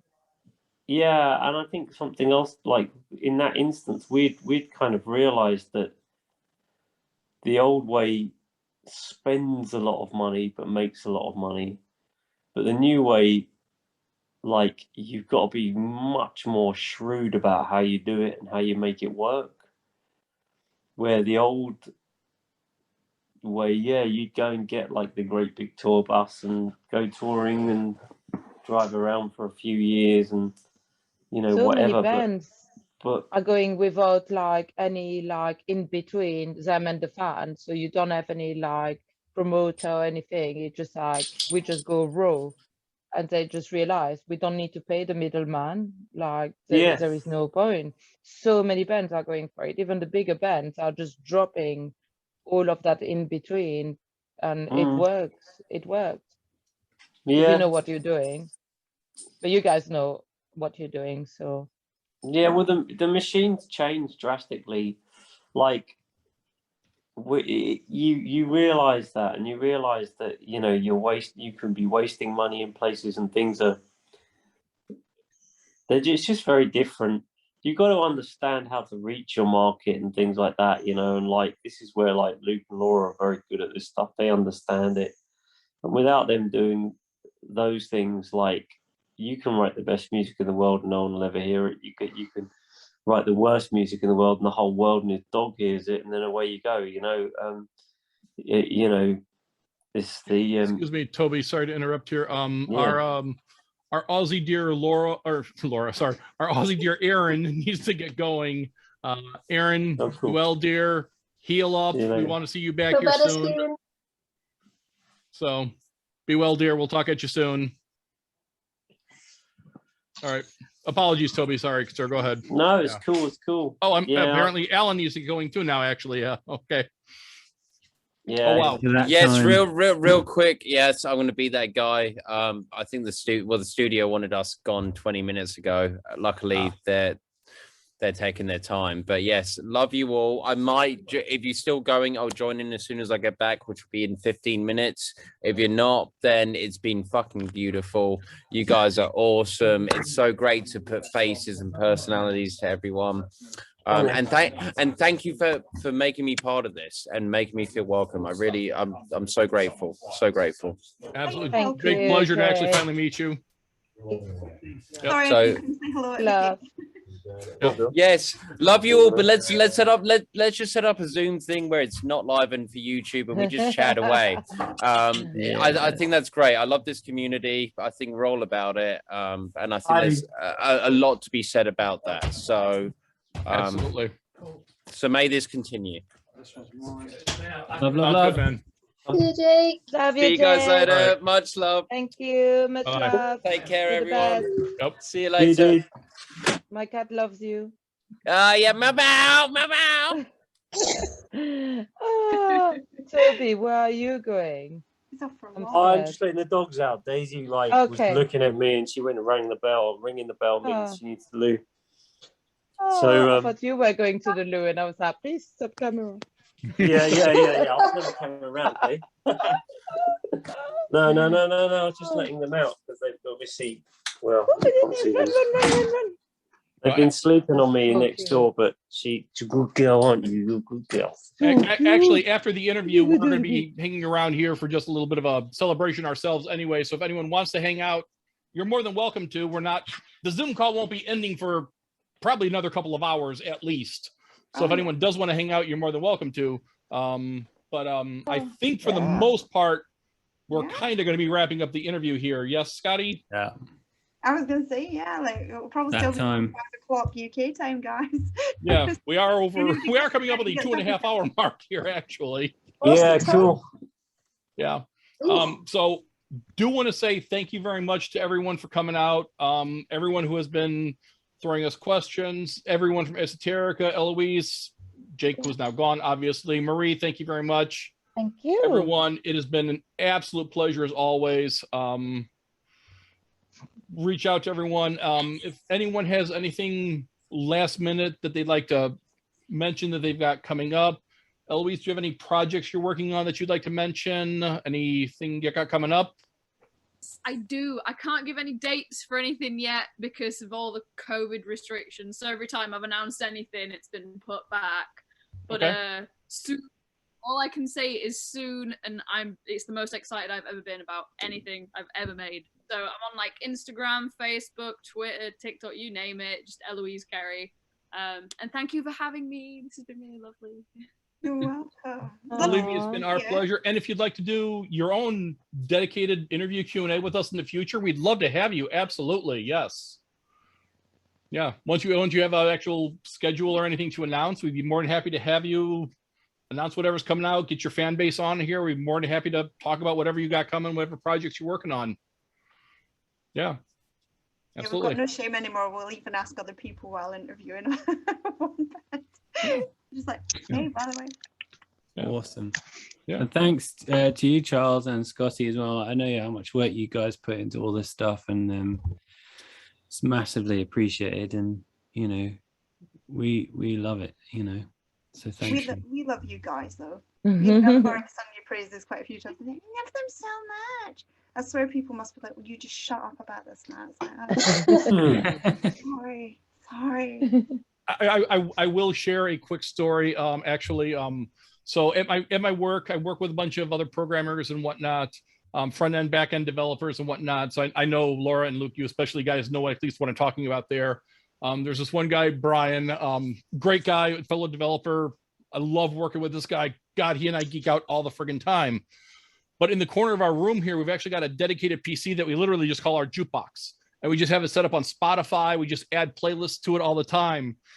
Since I've added you guys' playlist to this, to the jukebox, there's been a half dozen times where there's been one of you guys' songs on there, and he'll walk over the screen kind of going, what's that? Them again.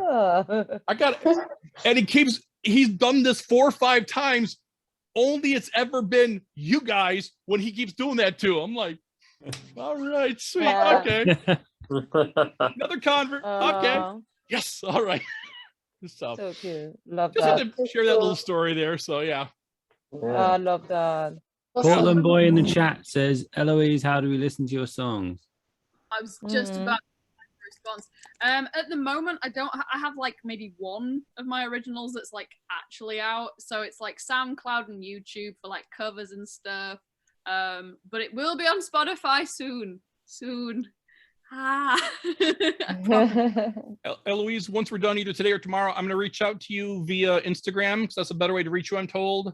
Once I reach out to you, get me your SoundCloud link. When we publish this on YouTube, I'll include that link in our description so we can at least get that out there for you.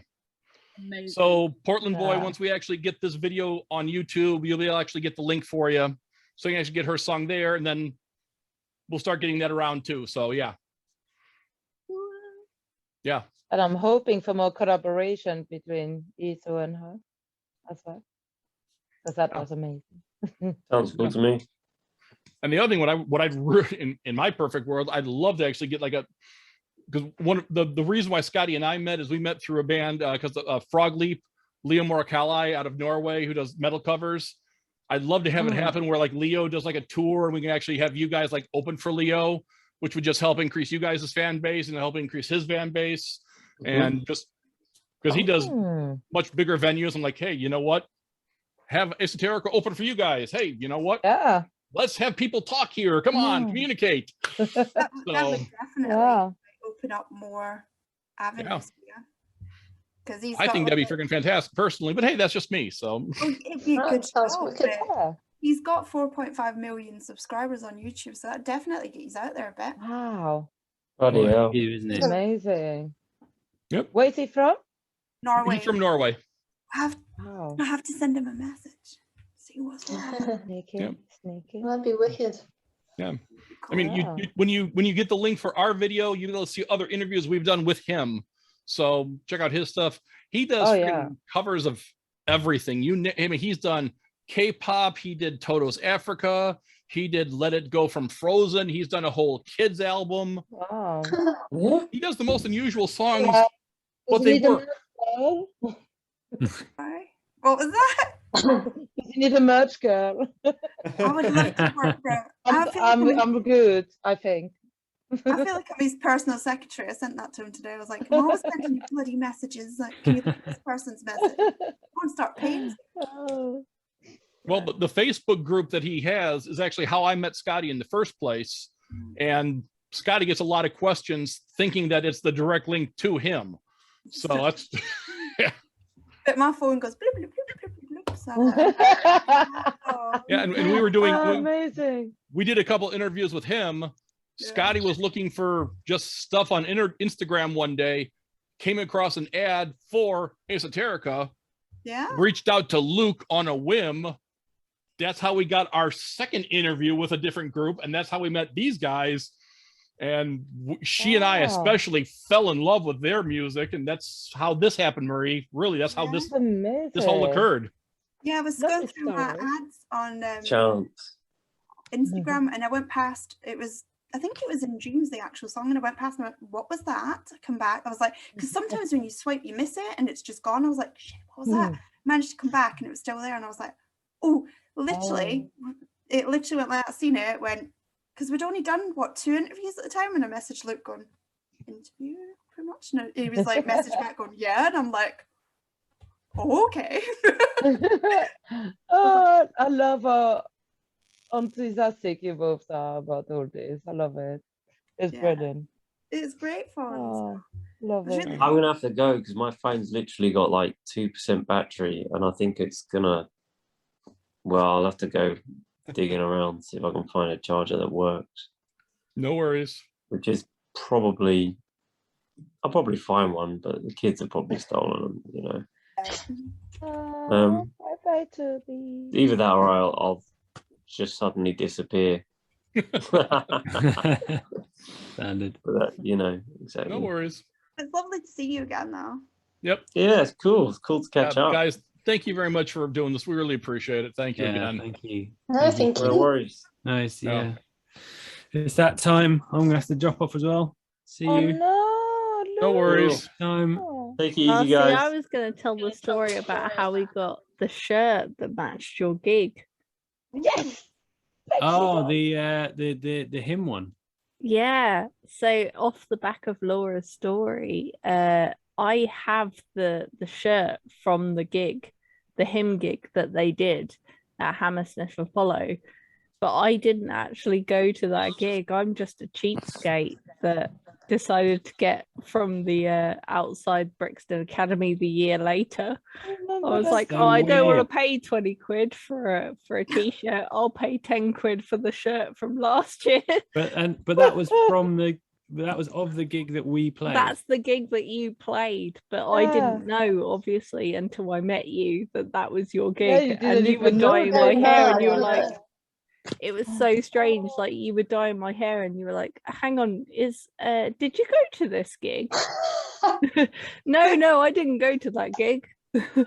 I'm just a cheapskate that wanted to pay £10 instead of 20. But yeah. Oh, That's I hilarious. love Yeah, wow. so I'm not a true Esoterica fan. I'm sorry. Wait, was it an Esoterica t-shirt? No, Talking it's a about hymn the drummer. t-shirt, but it's got the Esoterica gig on the back. Yeah.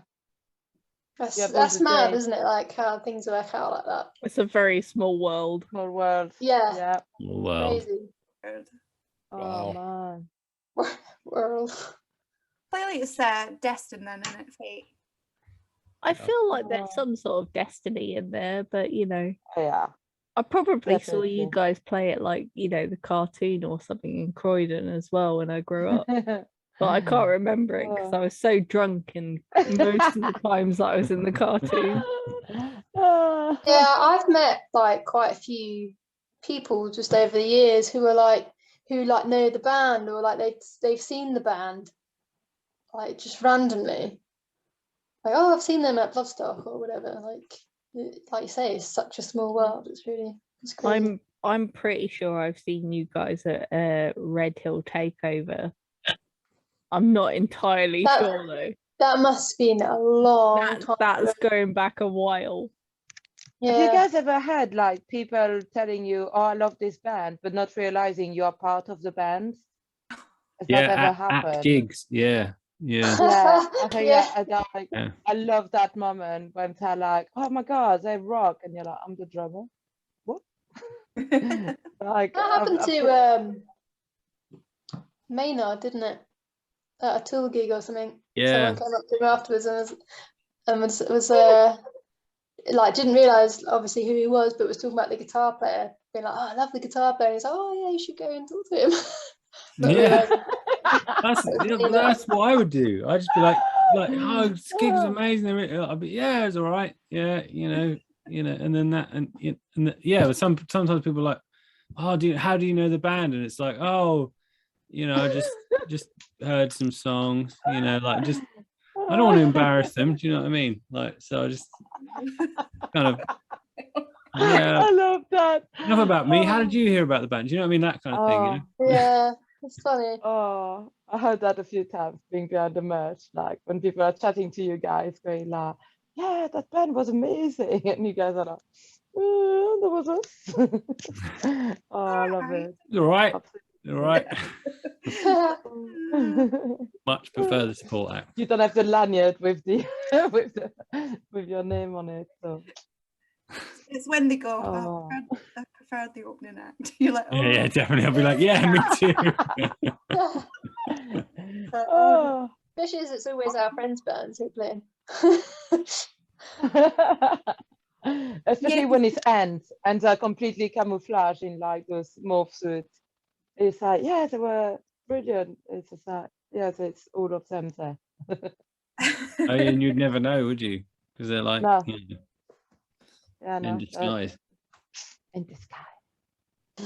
It's one of my favorite memories is that Underworld and like watching. So I was backstage right next to where Luke was playing, and suddenly was descended on by like 4 or 5 guys in morph suits. Where, like, I can't look above their waistline because I'm like, this is way too graphic.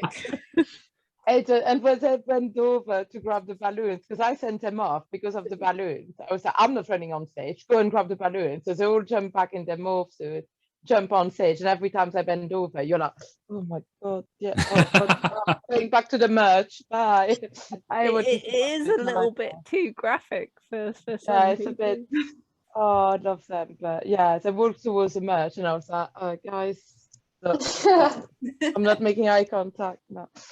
I think my best picture was for standing at the bar waiting for a beer and just the bum cheeks, just like picture. And then my phone got stolen, so yeah, I don't have that picture anymore.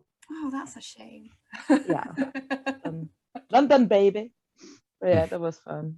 But yeah, and it was always a good laugh to have on the tour. I think they were really good laugh. Yeah, great and fun. Brought that lovely acoustic guitar, which I bought back last night. We love a stage. Told him to watch for it on the video. It was cool. good to know the one I seen. It was brilliant. It was amazing. It was good fun. I have to say it was one of the best gigs I've been to.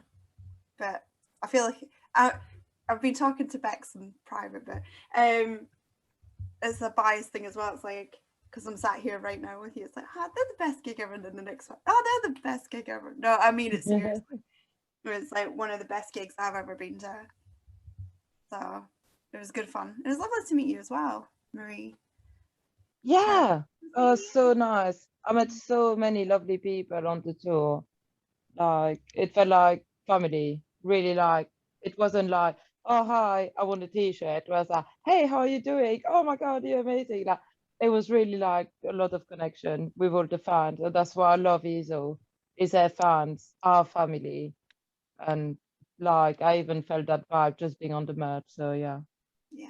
It was great meeting you and everyone. A lot of people added me on Facebook and I'm in touch, and I'm like, I love that. I love that. It just, you're not just a fan, you're an ESO fan.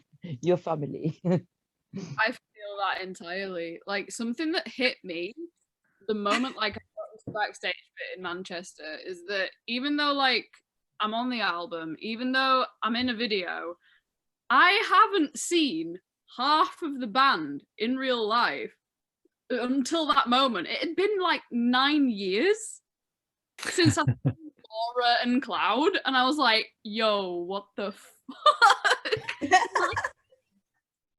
Like, that's insane. I don't know where time's gone. Like, yeah. Goes fast. But... Speaking of which, it's that time. Sorry. I'm going to love you and leave you. Segue. No worries. Yeah. It's been an absolute pleasure. Yep. Looking forward to the next one. Yep. Some more Portland boys probing signing off here questions. too. Looks like you're getting one more signed shot. Yeah, Awesome. I love to Billy, and Bex and the kids. Billy. We love you Love. too. Luke, thank you. See you Marie, soon. if you can just get back to me on Instagram whenever you get time, I'd appreciate that. Yeah, 100%. Love you guys. Thanks, Thank you. guys. Love you all. Right.